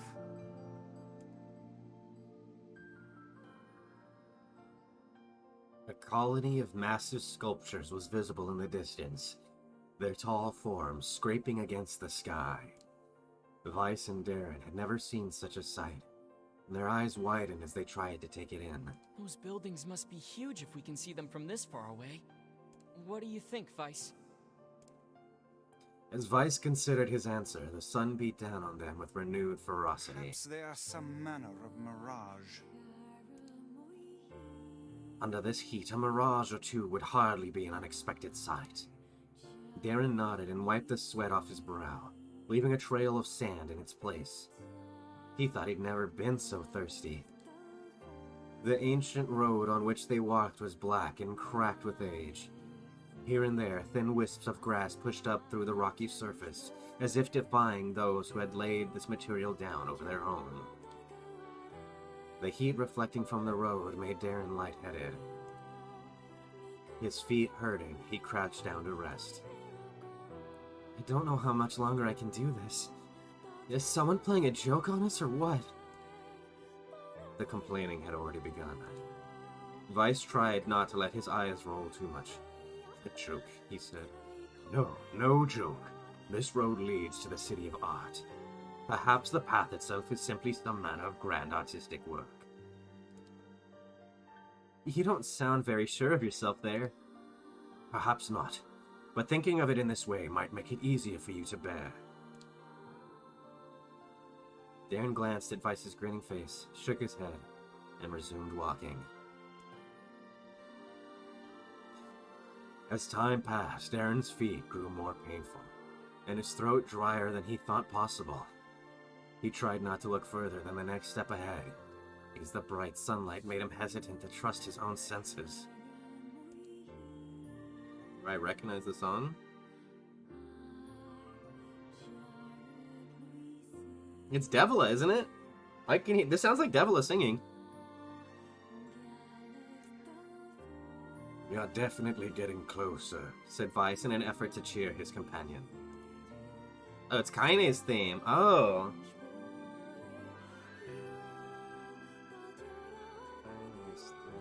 So is this her... Are we in Facade right now? Or like maybe her home? Oh, I heard Kaine. We are definitely getting closer, said Vice in an effort to cheer his companion. Yes, this much is certain. Encouraged, Darren lifted his gaze. Suddenly, he stopped walking, choosing instead to stand in the middle of the road with his mouth and eyes wide open, his finger pointing in the distance. Water! He cried. It's water! Water? That's Vice. Preposterous. I don't see any water. Over there! Just ahead of us! Look, the sun is reflecting off of it! Without waiting for a response, Darren sprang to life and bounded toward the light. What in the... There was no water. There was nothing but sand in every direction. Darren closed his eyes and sighed as Vice floated up behind him and chuckled softly. I believe this is known as a mirage, he said. Many a desert traveler... I almost said dessert. Many a desert traveler has spoken of such things. Darren shook his head, bewildered. Suddenly he pointed off in the distance, his eyes wide once more. Wait, there it is! I just missed it! Look, it's right there! Darren sprinted off again, leaving Vice with no choice but to follow. After a few minutes of running, Darren came to a halt. I could have sworn it was right around here. Confused, he put his hands up to his eyes and rubbed them vigorously. As soon as he stopped, he noticed a blue, shimmering pool of clear water just over the next rise. Without a shout, he bounded off in search of it. The chase continued for nearly an hour, until an exasperated Vice finally floated up to Darren and struck him in the face with his cover. Enough, you blithering idiot! Stop this at once! There is no water here! Darren's face clouded. There isn't? There is not! And perhaps next time you will listen to me when I tell you as much. Vice paused for a moment, then continued speaking in a slightly kinder tone. However, I suppose this mad chase was not altogether wasted. It seems we have arrived in the City of Art. Darren looked up. Stretched out before him was a row of impossibly tall sculptures. Their journey was at an end. They're huge! Cried Darren, completely forgetting the heat and pain of the past few hours. I've never seen anything so big. Each sculpture was formed from roughly the same shape, a tall rectangle that stretched up towards the sky, but that is where the similarities ended. Most were covered with panes of glass that reflected light in 1,000 directions, while others seemed to be nothing but frames of steel. Some had tall spires on the tops, while others possessed triangular caps. What kind of city is this? Said Darren. Where are the people? Where are the houses? Perhaps the land is intended exclusively for artistic use. The debate continued as they walked their way through the city. Miracles of artistry were everywhere. Great iron crates with wheels sat silent on steel rails. Beautifully carved works with lights of red, amber, and green dangled over every street. As they moved away from their massive sculptures, they found a great array of smaller ones. Some were covered in glass or brick, but many were composed of materials they'd never before encountered. The sheer variety of colors and styles was staggering. Unable to find a theme or purpose to the abstract works around them, Darren and Weiss eventually fell silent. On the outskirts of the city, they discovered 3 sculptures in the shape of humans. Darren uttered a sigh of relief as he approached them. Finally, I was getting tired of modern art. The 3 statues were indistinguishable except for a single word chiseled into their right arms. One read Alpha, one read Beta, and one final one read Cuck. As Darren moved to touch the nearest statue, a bird flew from the top of one of the sculptures. Alighting on the statue's shoulder, it emitted a brief, beautiful song that took the form of words. One form is real, the others are false. The real form will always speak the truth. The false ones will only speak lies. With that, the bird departed. As if on cue, the 3 statues shuddered to life, acquiring color and form as they began to breathe. Hey, look at that! They're alive! The triplets bowed low before Darren. Please, you have to get me out of this nightmare. I am real, said Alpha. Stop lying, said Beta. He turned to Darren and threw his hands in the air. Alpha's a fake. You know, I'm the real one. What a load of crap, said Gamma. Beta is fake. Everyone knows I'm the only real one around here. With their respective pleas given, the 3 statues returned to their frozen state as silence once again enveloped the city. When you consider all of the statements, only one of them could be the real thing, said Weiss. Darren furrowed his eyebrows and considered his answer. Only one form is real. The others are false. The real form will always speak the truth. The false one will only speak lies.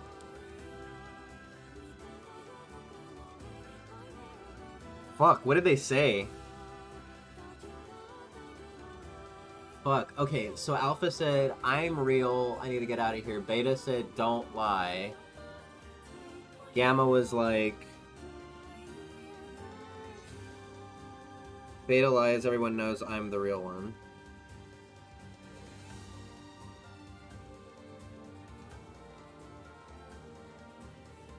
Only one form is the real form will always speak the truth, the false ones won't always speak lies.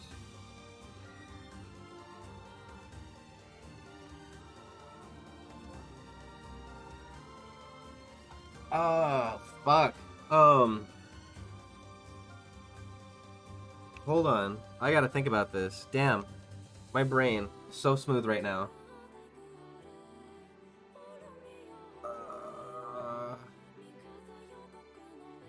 Okay, I want to hear what they said again. Fuck. The real form will always speak the truth. The false ones will only speak lies.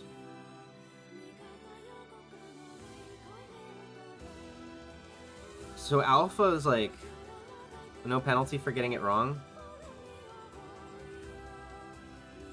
I want to say it's Alpha. But I don't know. It's because the other ones are like, hey, they're a liar, they're a liar.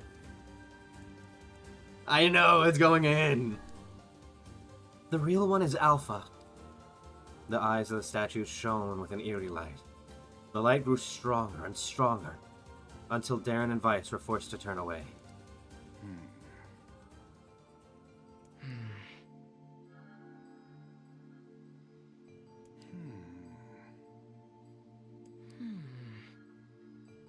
It would seem we failed.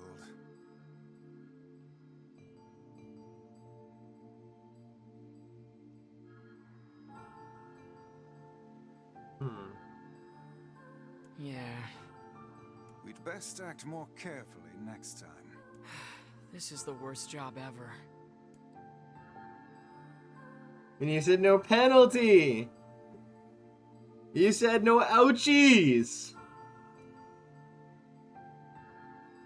And another victim. This work certainly is trying.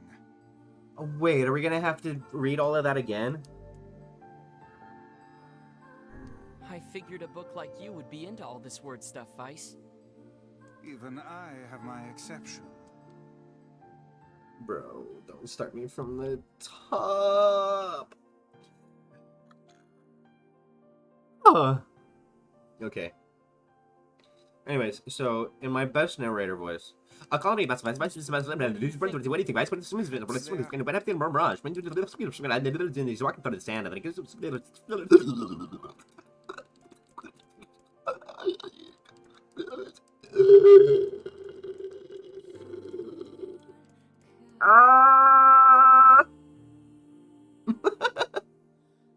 I was convinced. After a few minutes of running, Darren came to halt. The chase continued for nearly an hour. Enough you believe it. Darren faced there's that. Not this. Darren looked up and stretched up the excuses. He scoffed up. What kind of city is it? Oh my god, because artistry everywhere. Beautifully unable to find that's consistency with a friend. Finally, again, Darren about an art. These streets are serious. That's tips. One form as well. The other's fault. They're only the other faults with the other speaking lies. With that, the bird departed as if on cue. The three statues shuddered to life, acquiring color and form as they began to breathe. Hey, look at that, said Darren. They're alive. The triplets bowed low before Darren. Please, said Alpha, you have to get me out of this nightmare. I am real. Stop lying, said Beta. He turned to Darren and threw his hands in the air. Alpha's a fake. You know, I'm the real one. What a load of crap, said Gamma. Beta is a fake. Everyone knows I'm the only real one around here. Hold on this for a second. Hold on this for a second. You have to get me out of this nightmare. I'm alive. Beta says, stop lying. Alpha's a fake, you know. I'm the real one. Lord of Crap, Beta is a fake. Everyone knows I'm the real one.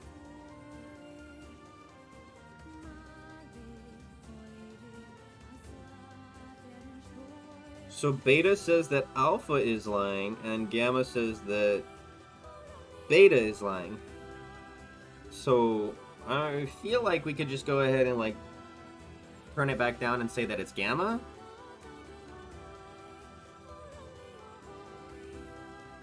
But Beta, I don't know, throwing his hands into the air and saying, "Hey, hey."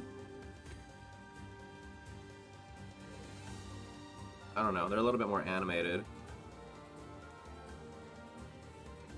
The respected pleas given, the three statues returned to their frozen state as silence once again enveloped the city.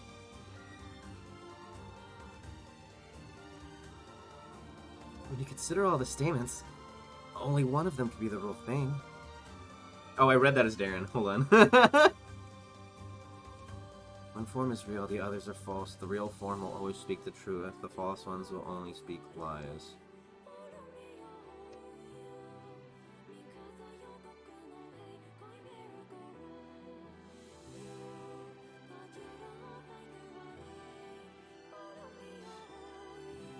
So Gamma also said that everyone knows I'm the real one here, but they're all convinced that they are.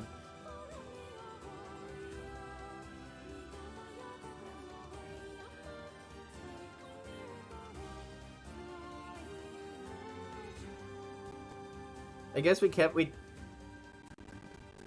everyone really know that though? That's what I mean. So I was gonna just go, hey, well, you know, let's go down the ladder of the blame game. It might be Gamma. But now I'm kind of convinced that it actually is Beta. I'd say Alpha male chat. Well, we tried saying Alpha earlier and it seemed that we failed. So it definitely is Beta or Gamma.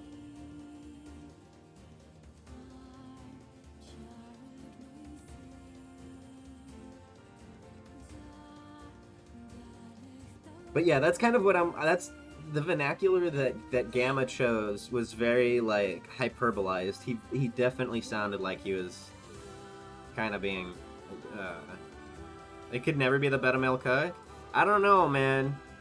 Did you see that, guys? Like he kind of had that like Spooderman kind of like neck forward, like, you know, glass crease, and you kind of had that like. Technically, this isn't a city of art. It's technically a renaissance, and compared to the times.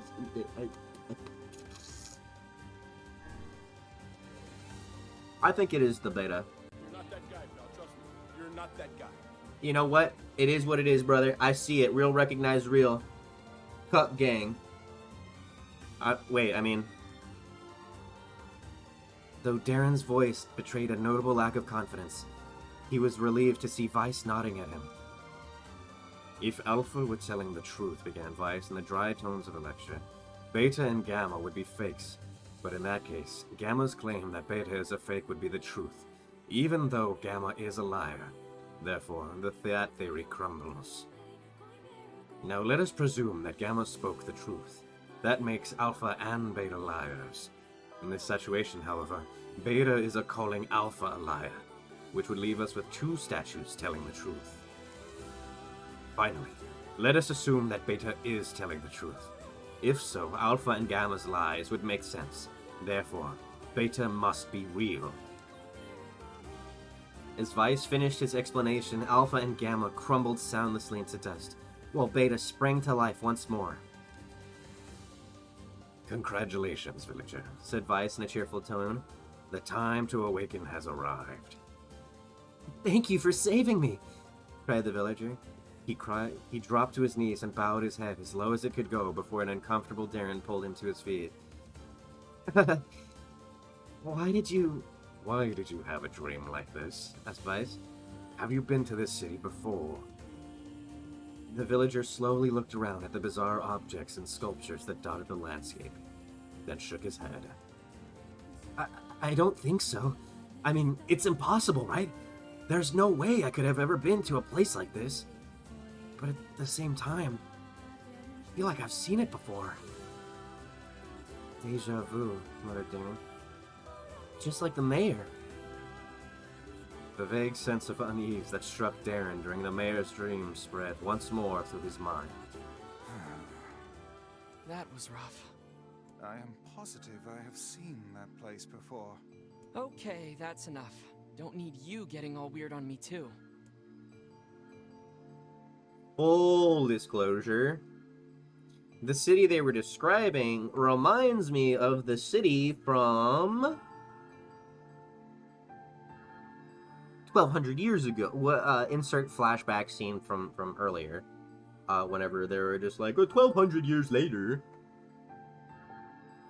Where the game really started. Regular ass city, yeah.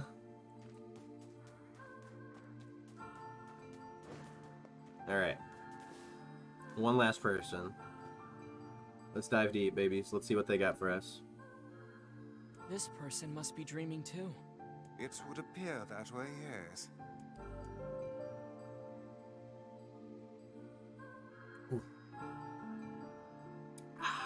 Can't say I'm very excited to go back there.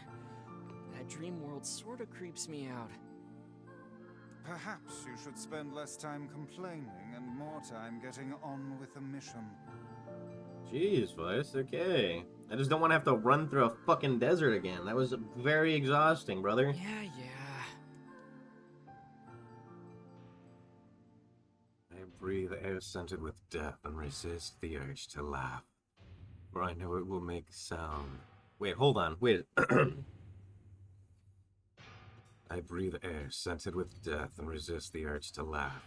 For I know it will sound like the words of a madman. How long have I been in this fresh hell? My box. My prison is tucked beneath a stairway in the long, unused catacombs of some infinite castle. Outside, I hear the sounds of a funeral dirge that plays without end.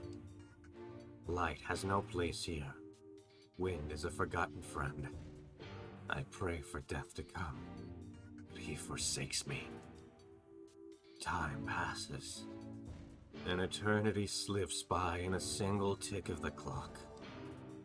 Someone knocks on my prison. Anyone there? I hear an unfamiliar voice say, "My savior." I claw at the door of my jail, embedding thick splinters under my ragged nails. I scream for help. I laugh. I sob. Surely this is a product of my addled mind. Surely it cannot be true. Help me, I cry. For the love of all gods, help me. Impossibly, I hear the sound of a lock being torn out and falling to the ground. As the door slowly creaks open, I have just enough time to see a silver-haired boy in a floating book before the light pours inside. My eyes, accustomed to blackness, explode with pain, and I am forced to turn away. "Who are you?" I asked, shaking, hands covering my face. "How have you come to this place?" "I am Grimoire Weiss. This is Darren. Long have we been searching for you. Now come, stand. We shall awaken from this nightmare together." The one known as Darren extends his hand and pulls me from the cell. Though my eyes are slow to adjust to freedom, my ears are keen as ever, and they recognize the staccato sounds of heavy rain. "I never thought to hear that again," I whispered. "Would that this were not such a terrible storm," said Grimoire Weiss. "Look at your feet." I force my eyes open and see water pooling around my ankles and lapping at my shins. "There's so much of it." "Yes, and more comes each moment we delay. If we do not make good our escape, we shall all drown in this castle. We know you are weak, but you are our only hope to survive this place." Time. That long-forgotten friend made itself known again. I nodded my head and swore to save my rescuers, no matter the cost. The castle catacombs are a maze, twisting upon themselves like the endless entrails of a giant. I squint down the dim corridors and proceed north. Oh! And the end of the corridor? I find a row of 20 gorgeous canopied beds resting atop a carpet of velvet. All are covered in a thick layer of dust and cobwebs.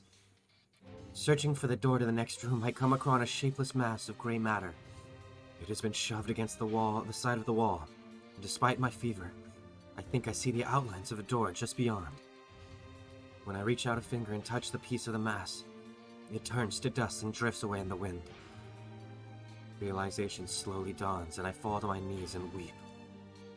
Corpses. I face a mountain of charred and crumbling corpses. I look from it to the beds and back again until the horror dawns full upon me. Someone has piled those bodies into a tower and set them ablaze. Whether they were alive or dead, I do not know. Insanity will not permit me to consider the proposition further. I make a sound, whether scream or laughter, I cannot be certain, and my mind grants me merciful blackness.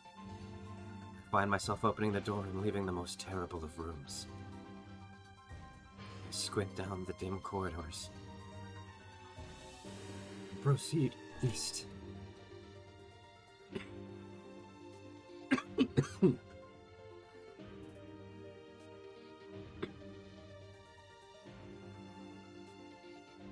Jesus fucking Christ.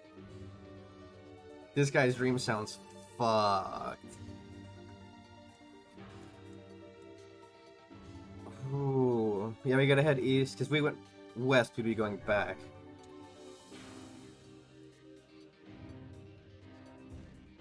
Oh fuck, where do we go from here? Left, right, or forward? We're gonna keep going forward. At the end of a path, the water rises to my waist, exhausting me both physically and spiritually. I pray that this is the way out. Eventually, I can stand the sight of the waters no longer, and so turn my eyes upward.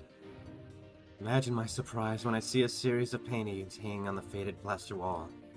Each depicts a person in the prime of life, clad in clothing of the highest quality. The styles, however, are strange to me, leading me to believe that these people had lived long, long ago. One subject wears an outfit that particularly catches my eye. It is constructed of a thin, breezy cloth, and decorated with a motif of flowers and birds, while encircling the figure's waist is a leather belt of the most perfect construction. It is a stunning costume, even by modern standards. As I gaze at the portrait, I am struck by the desire to touch it with my own hands. Yet as I extend a single finger to the painting, I am gripped by a most unpleasant feeling. Staring closely at the image, I see it bend and warp into the shape of another finger. Something behind the picture is pointing at me. Is it another prisoner? A fellow inmate trapped for eternity in this place. I cannot let it pass, and so I seize the portrait with both hands and throw it into the water. The wall is hollow behind the painting, and inside it I can just make out a body. Whether or not this is a prisoner, whether there would be no rescue... Excuse me, kind of choking. Whether or not this is a prisoner, there would be no rescue. The poor soul is long dead. Scraps of clothing lie on the floor around the bones. Only a small amount of the fabric has survived, but its features the same delicate design that were depicted in the portrait. I have been admiring a row of corpses, blocked from a view by portraits of each victim at their pinnacle. Enough! Shielding my eyes, I paddle forward through the water. I squint down the dim corridors and proceed to... Oh, I gotta go back? Bro, hold up. Okay, so that wasn't the way. Yeah, let's try east this time. At the end of the path, I find myself in a great hall with only the sounds of rain for comfort. The waterlogged red carpet squishes beneath my feet as I approach the center of the room. Once there, I behold a beautiful dining table upon which rest china and silver of the finest construction, as well as the remains of a fantastic feast. As my eyes continue to adjust, I see many chairs surrounding the table, each holding a dinner guest. Noticing movement, I approach the chair at the table's head, but as the truth of the matter dawns on me, I recoil in horror. The host of the feast is a corpse, as are all the invited guests. An army of foul, wriggling insects have made homes in their remains. And this is the movement I saw. This once splendid feast was now nothing more than a requiem for the damned. I take a moment to steady my shaking hands, then slowly back away from the table. Desperate to lose sight of the abomination before me, my gaze lands on the chairs upon which the dead were seated. This is a mistake, for the chairs prove to be even more terrible than the feast itself. Each one is covered in a layer of spikes that run from the seat up the back and down the arms. This explains the color of the carpet beneath my feet. I can only pray that the unfortunate diners were dead when the meal began. For if not, it is a simple task to envision the agonizing screams that must have sprung forth from their mouths. My mind grasped frantically at the possibility that these souls had committed some terrible crime, for which this was punishment. Though in truth, I suspect they had committed no crime at all. There would be no tomorrow for these unfortunates. This was their last supper. I squint down the dim corridors and proceed north. Against all hope, we make it to the front door. Break it down, someone cries, and so I give myself into the effort. In tandem with Darren and Grimoire Vice, I slam my body against the thick, sturdy door. On the third try, it gives way and we find ourselves sprawled on the ground outside the castle. The storm is in retreat. The clouds above are still dark and foreboding, but to the west I can see a thin shimmer of sunlight trying to break through. How can I thank you? I cry as tears join the rain on my cheeks. I would surely have died in there. Looking down, I suddenly notice that my dress is in tatters, and I sheepishly try to cover my exposed skin. Your dress, asked Vice. Then you are a woman, madam. I am. I prefer to a smile. I suppose that comes as something as of a surprise, seeing as how I exist only in the form of words. I can see that the one known as Darren is disappointed that the torn dress will be given no further description, but he hides it well. With a nod and a shrug, the three of us set forth to our awakening. Wait, whoa.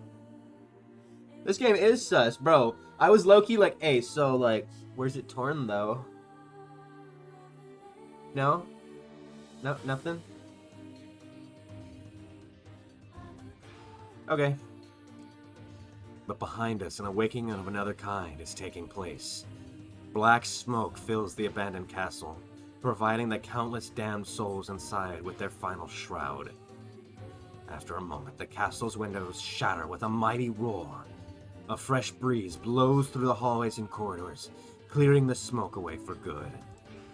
As we watch in awe, uncountable black shadows slowly flicker to life, crossing to and fro in front of the broken windows.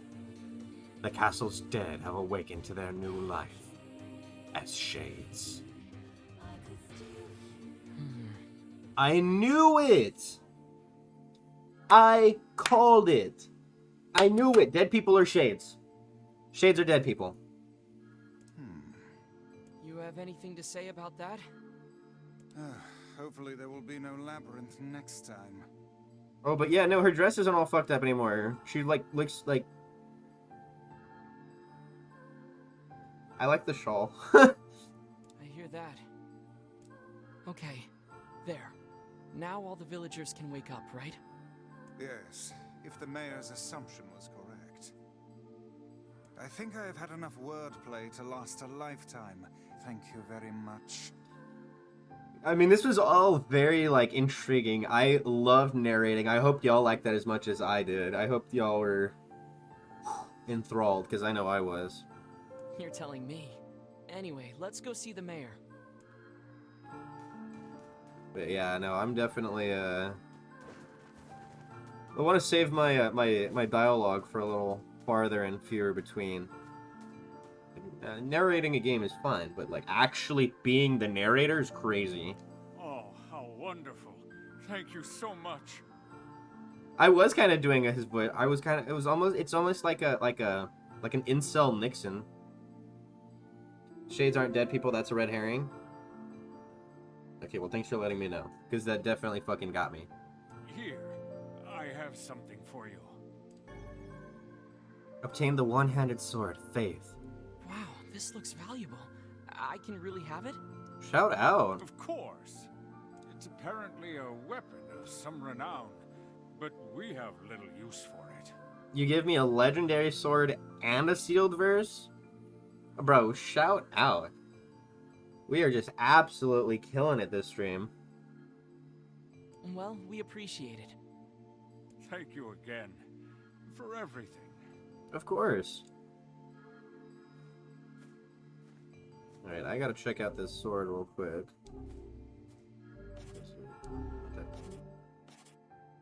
Yo! It's straight up a katana. That's fire. And it's almost as strong as our nameless blade at level 3. Just off the rip at level 1. That's crazy. Yeah, no, I gotta see if we can level this guy up. Yeah, I wanna go check in on the brothers, see how they're doing, and see if we can't level up this sword a little.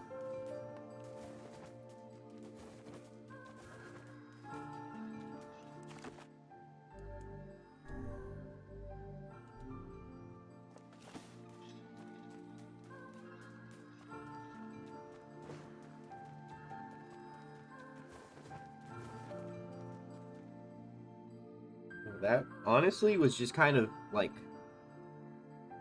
nutty. That whole Forest of Myth bit was whoa, Jesus Christ, kinda. Holy shit, you scared the fuck out of me. Pretty weird, girly. Oh, it was truly magnificent. There are no words. Really. He's like, man, I'm out of them, bro. I'm done with this shit. Neat. Let's get back to Popola. She'll probably want to know what's going on in there. Okay, so that's gonna be a wrap on that segment. I feel like, yeah, we're gonna go talk to Popola, and then it's gonna do like, oh, the next day we're probably gonna get into the next bit of things. So, before we do that, let's go see if there's any other side quests or anything else we can line up first. Including going and checking with the brothers. Let's see if I can't level up this sword real quick.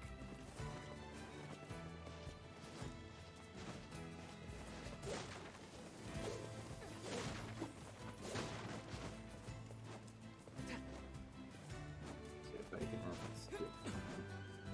Okay. Never mind, I can't. I was like, can I skip most of this ladder? Let me just double jump on up there, and then I... Nope, never mind, never mind.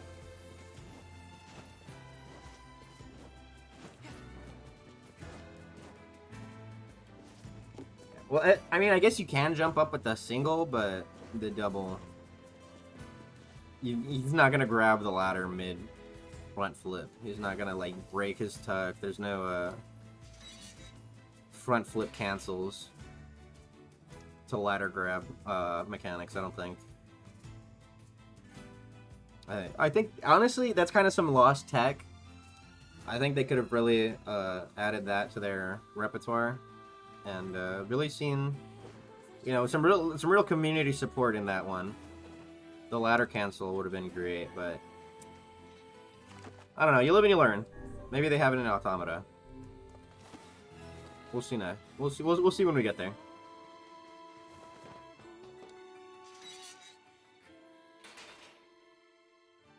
Hey there, sneaky boys. How can I help you? Need some work done on your weapon? Let's see. Oh shit, bro. Yeah, we can... Oh fuck, we can level this thing up a lot. Natural rubber elaborate machine. Bro, fuck yeah, we're gonna do that. Oh my god. Moldavite titanium alloy. Needed 4. But this level 3 thing is already better than our Beast Vein. And we didn't need the complex machine. So shout the fuck out. We've got a light sword now. It went, wait, okay. So yeah, it went from very light to light. I guess adding all this shit has made it a little bit crazier. Which makes sense. But yeah, no, let's go throw some, Come back soon.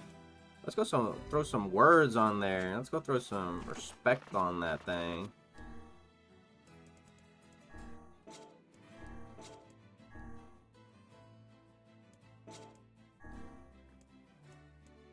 Details. Oh shit! That doesn't look so rusty anymore, dude. We made this thing look badass. What the fuck? Wait, so if we take it to get, like, upgraded, does it actually, like, get, like, an upgraded PNG, too? That's kind of crazy. I could be wrong, but... Whew. Guard break, item drop rate, hell yeah. Upgrading weapons affects them cosmetically. It... Fuck yeah! Dude, I was hoping so. Wait, does that mean that my regular sword got a cosmetic upgrade, too?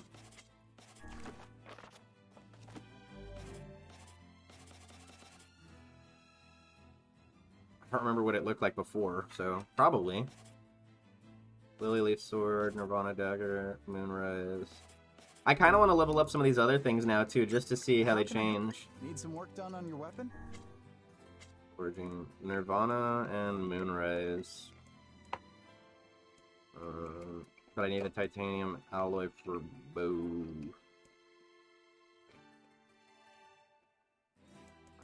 But I also need it for fate, so maybe I won't. I'll just take your word for it and see that my new sword looks really cool. We'll just take it at that. Oh, that is so fire. Dude, we look so sick. Wow. Yeah, I know, right? Yeah. A lot of these weapons were present in Drakengard. That's fire. Oh! So we're actually, like, pulling them out of the ruins and making them fucking... making them, like, new again. That's so sick.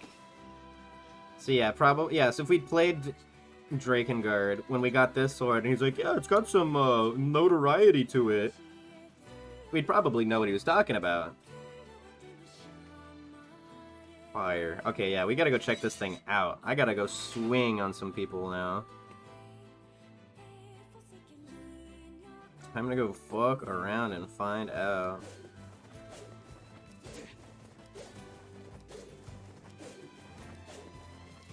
The way it cuts air, too, like, it sounds so badass. Are you down here? Yeah, we're all the way over there. Are they gonna come down, though? Yeah, come here, Stinky! Come here, motherfucker! Bitch! Oh, no way. Why did it land me right there? That's so weak.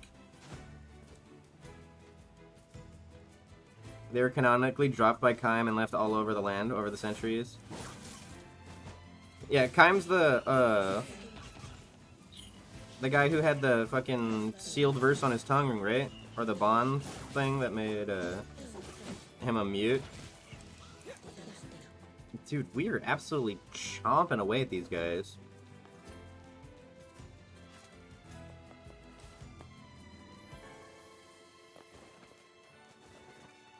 The guy, the pack guy from... Okay, alright.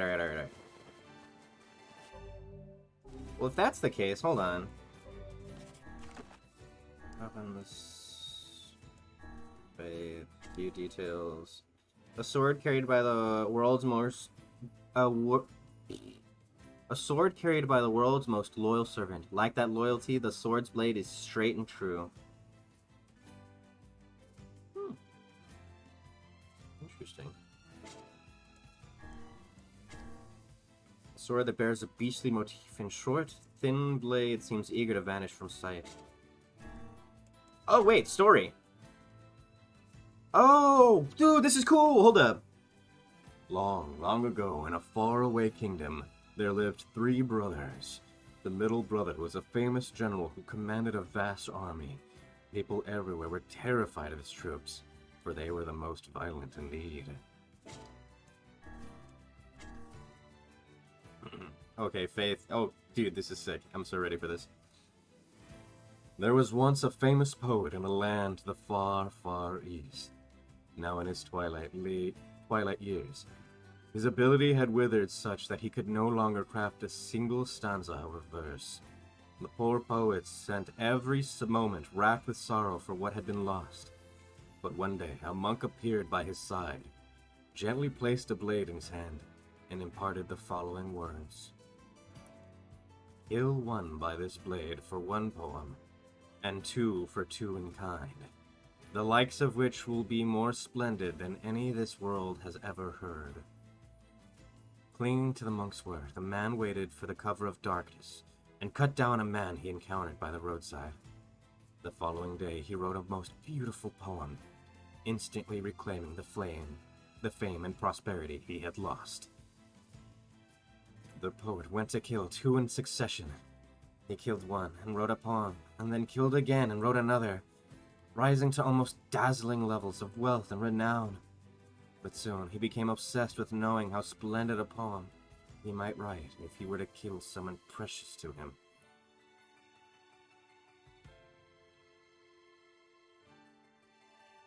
Bro? Homie's trying to unlock the fucking Tsukiyomi? He's trying to get the fucking crazy ass, like, 3rd level shotting gun over here? Bro, that is mad sus. What the fuck? Okay, the only other weapon that we've leveled up is the Nameless Blade, so let's take a peek at this one. Smash, smash, smash, smash! Sweat rolls down the face of hard-scrabbled men as they chip away at iron stone, their cheerful singing echoing through the mine. We are workers, workers in the mine, dirty from tip to toe. Again today we search for iron with all our might. Smash, smash, smash, smash, smash! Dude, fuck yeah, that's some fucking heat right there. Boom, boom, boom, boom, boom. The sound of women stomping on bellows in the mill. Wait, hold on. How would they sing this? The sound of women stomping on bellows in the mill. The sound of iron being gathered from... No, hold on. No, this is... I don't think this is a poem. I was trying to think if this was a song, but, like, there's, like, no real, like... It's too many syllables. It's really weird. When my... Yeah, no, I don't see any... There's no rhyming here. Just kidding. The sound of women stomping on bellows in the middle. The sound of iron being gathered from the scorched sands. We are workers, workers in the mill, workers who send wind today. We stomp on the bellows again with all our might. Boom, boom, boom. Clank, clank, clank, clank, clank. The sounds of swordsmiths wielding hammers at their forges. The ringing of such transformative blows is stunning and indeed. We are swordsmiths, swordsmiths who bring blades to life, lords of steel. Clink, clink, clink, clink, clink. Hey, good song, good song.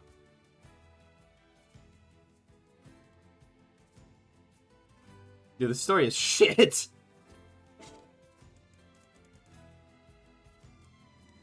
weapon has yet to be acquired. Interesting.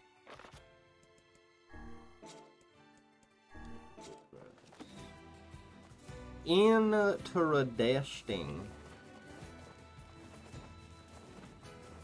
I know we gotta go check back in with... We did this lizard! I know we gotta go check back in with Popola, but, I kinda don't want to yet. I kinda wanna go see if anybody's got some missions for us. Did you see that guy go fucking airborne? Boom! Woo! Kaine just watching us there like, hey bro, you good?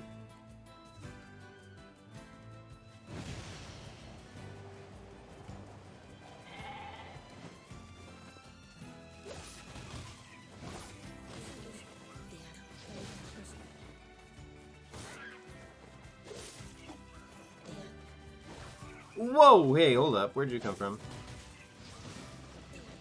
Whoa.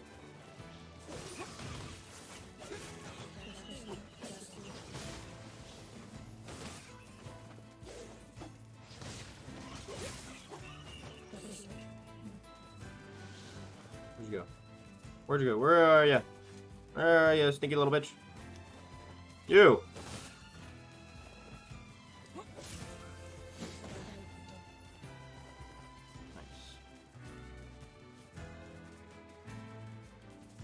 But yeah, no, I want to see if anybody's got some quests for us. Should we go check out the area? Okay, wait. Without giving us any spoilers, Janubis, do you know if there's any other quests? Any other side quests that we can do right now? Before we go back and check in with Popola?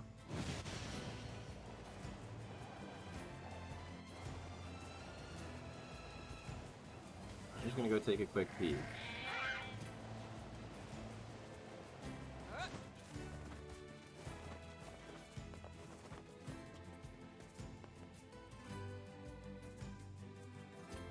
I've done all the ones you want. Okay. It's like anything else is going to be menial. It's going to be fucking fragile deliveries 4 through 7. So, if you really want to do those, I mean, go off King, but whatever.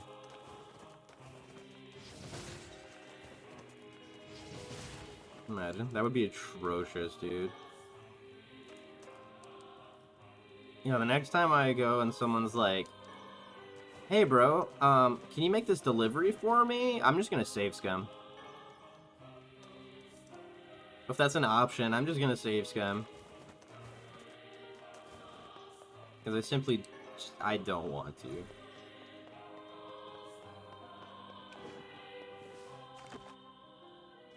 I wish it would show us if we had if there were any quests to do. Just off the rip. Like from the pick of the map. But honestly, at this rate, I don't think there's even any shades left here.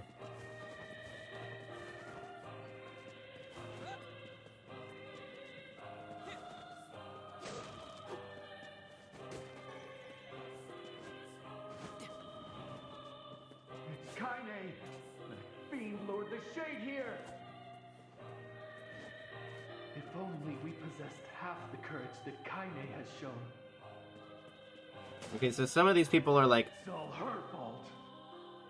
Some of these people are like, fuck Kaine, and some of these other people are just like, oh no, I wish we were as cool as her. Oh yeah, but then this bridge is broke. Yeah, there's a big old lizard impaled on that earlier, so maybe not that.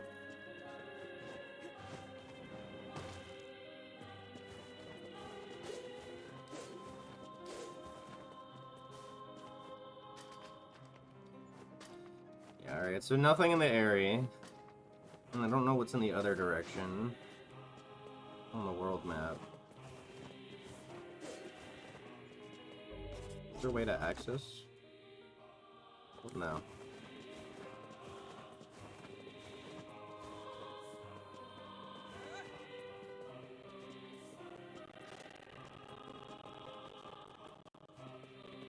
Yeah, I just wish there was a way for me to check, like, where there might be other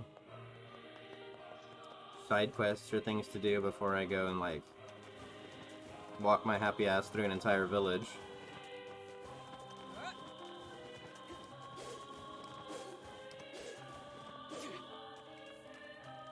Because, yeah, I can't think of anything else that we might need to do in Seafront, for that matter. And then there's, what, the Junk Heap, Forest of Myth, the area. I don't know. I guess we can head home. Hold on. If I hit Animal Call, is that what gonna come over? Oh yeah, it's this guy. Oh, I love that. He's so cute. What are you looking at?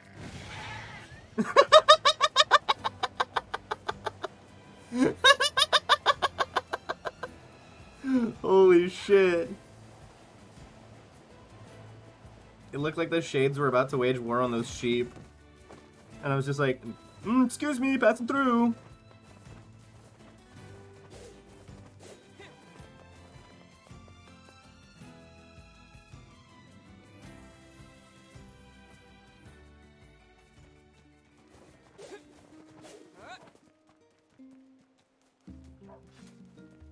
Where else could we go? I mean,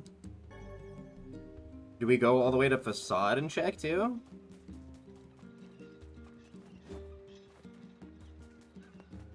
On Seafront? That's a lot of traveling for a lot of uncertainty.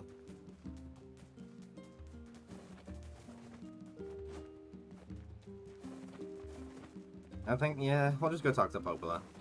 We're already here.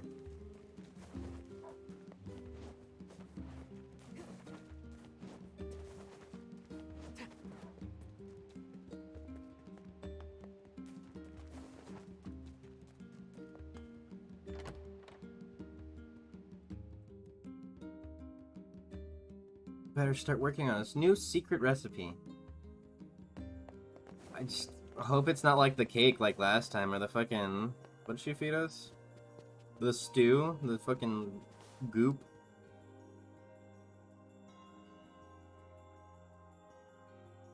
The death dream certainly is a strange illness. I'll say. Yeah, it was something alright. Even I, with my natural love for words, have no desire to visit that place ever again. Oh shit. You guys did well. You've been making a lot of long trips lately. Are you sure you're not pushing yourself too hard? Nah, we're level 15. Fuck you mean? I'm okay. I can't just sit around all day while Yona's sick, after all. The grind never stops, baby. If you say so.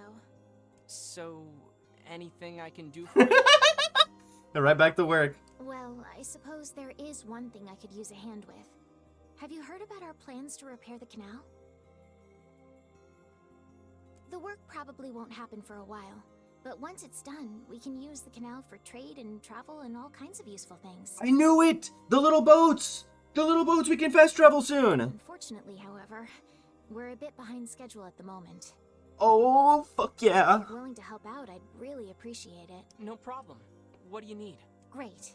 So, the man I originally asked to help on this project hasn't shown up for work in a few days. I'm starting to get a little worried. So, maybe you can head over to Seafront and check up on him? Bet. I'll mark the location of his house on your map. He always carries a red bag over his shoulder, so he should be easy enough to find. He's just like the fucking cartoon definition of a hobo. He's just got the stick with the sack on it. Oh yeah, we gotta go find the Drifter. Got it. Well, y'all, I think we're gonna go ahead and find the Drifter in the next episode. I've had a blast. This guy has new content? Wait, so he wasn't in Gestalt or what? Or Gestalt? A canal, is it? Fascinating. If we had a ferry, we could put these days of endlessly running about behind us. That's the fuck I'm saying. Just float everywhere anyway? Do you think I am borne aloft by the winds, lad? It takes stamina to maintain this height. Oh, really? Yo. He leads an entirely new quest line? Hell yeah. Yo. Thank you for the raid, Demon. Shout out.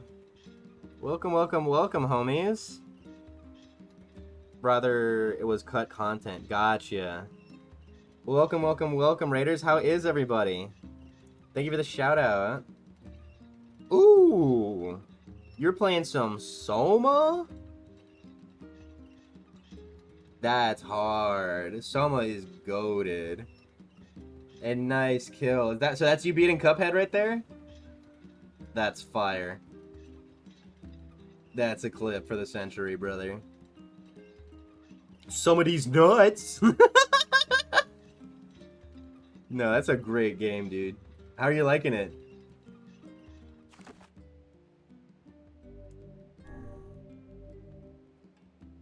But I mean, hey yo. I wasn't looking on none of these. Unless you want. But welcome on in, raiders. Thank you so much for the raid. Been very confusing, really. Is this your first time? No idea what anything is? Oh my god, yes. Yes! I need to tune in for these. I need to tune in whenever you're running some of those. I would love to see a reaction to Soma. First time playing, yeah.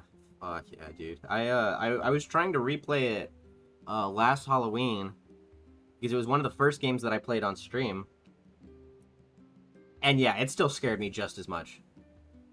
Next stream will be Friday night. Bet. Hell yeah, brother. Well, I hate to do this to you, brother, but we were actually just getting ready to do conduct a raid of our own. I have got so much piss stored in my balls right now.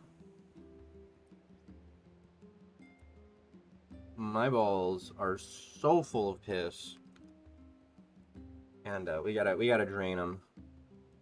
Back-to-back raid, yeah, basically.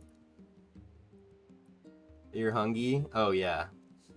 No, yeah, no. If you've gotta go get yourself some food, some snack, some hydration, so that post-stream self-care, you know, do what you gotta do, brother. Stop saying balls. Dude, I'm sorry, they're just so big and heavy. It's like, you know, you can't ignore them. They're there, you know what I'm saying? You kind of like go to adjust, and you kind of like squeeze one, or one kind of like rolls over the other, and you're just, oh! Yeah, no, it's rough. It's tough. But, speaking of rough and tough, I hope y'all are get down with the Lady Kenzie dance.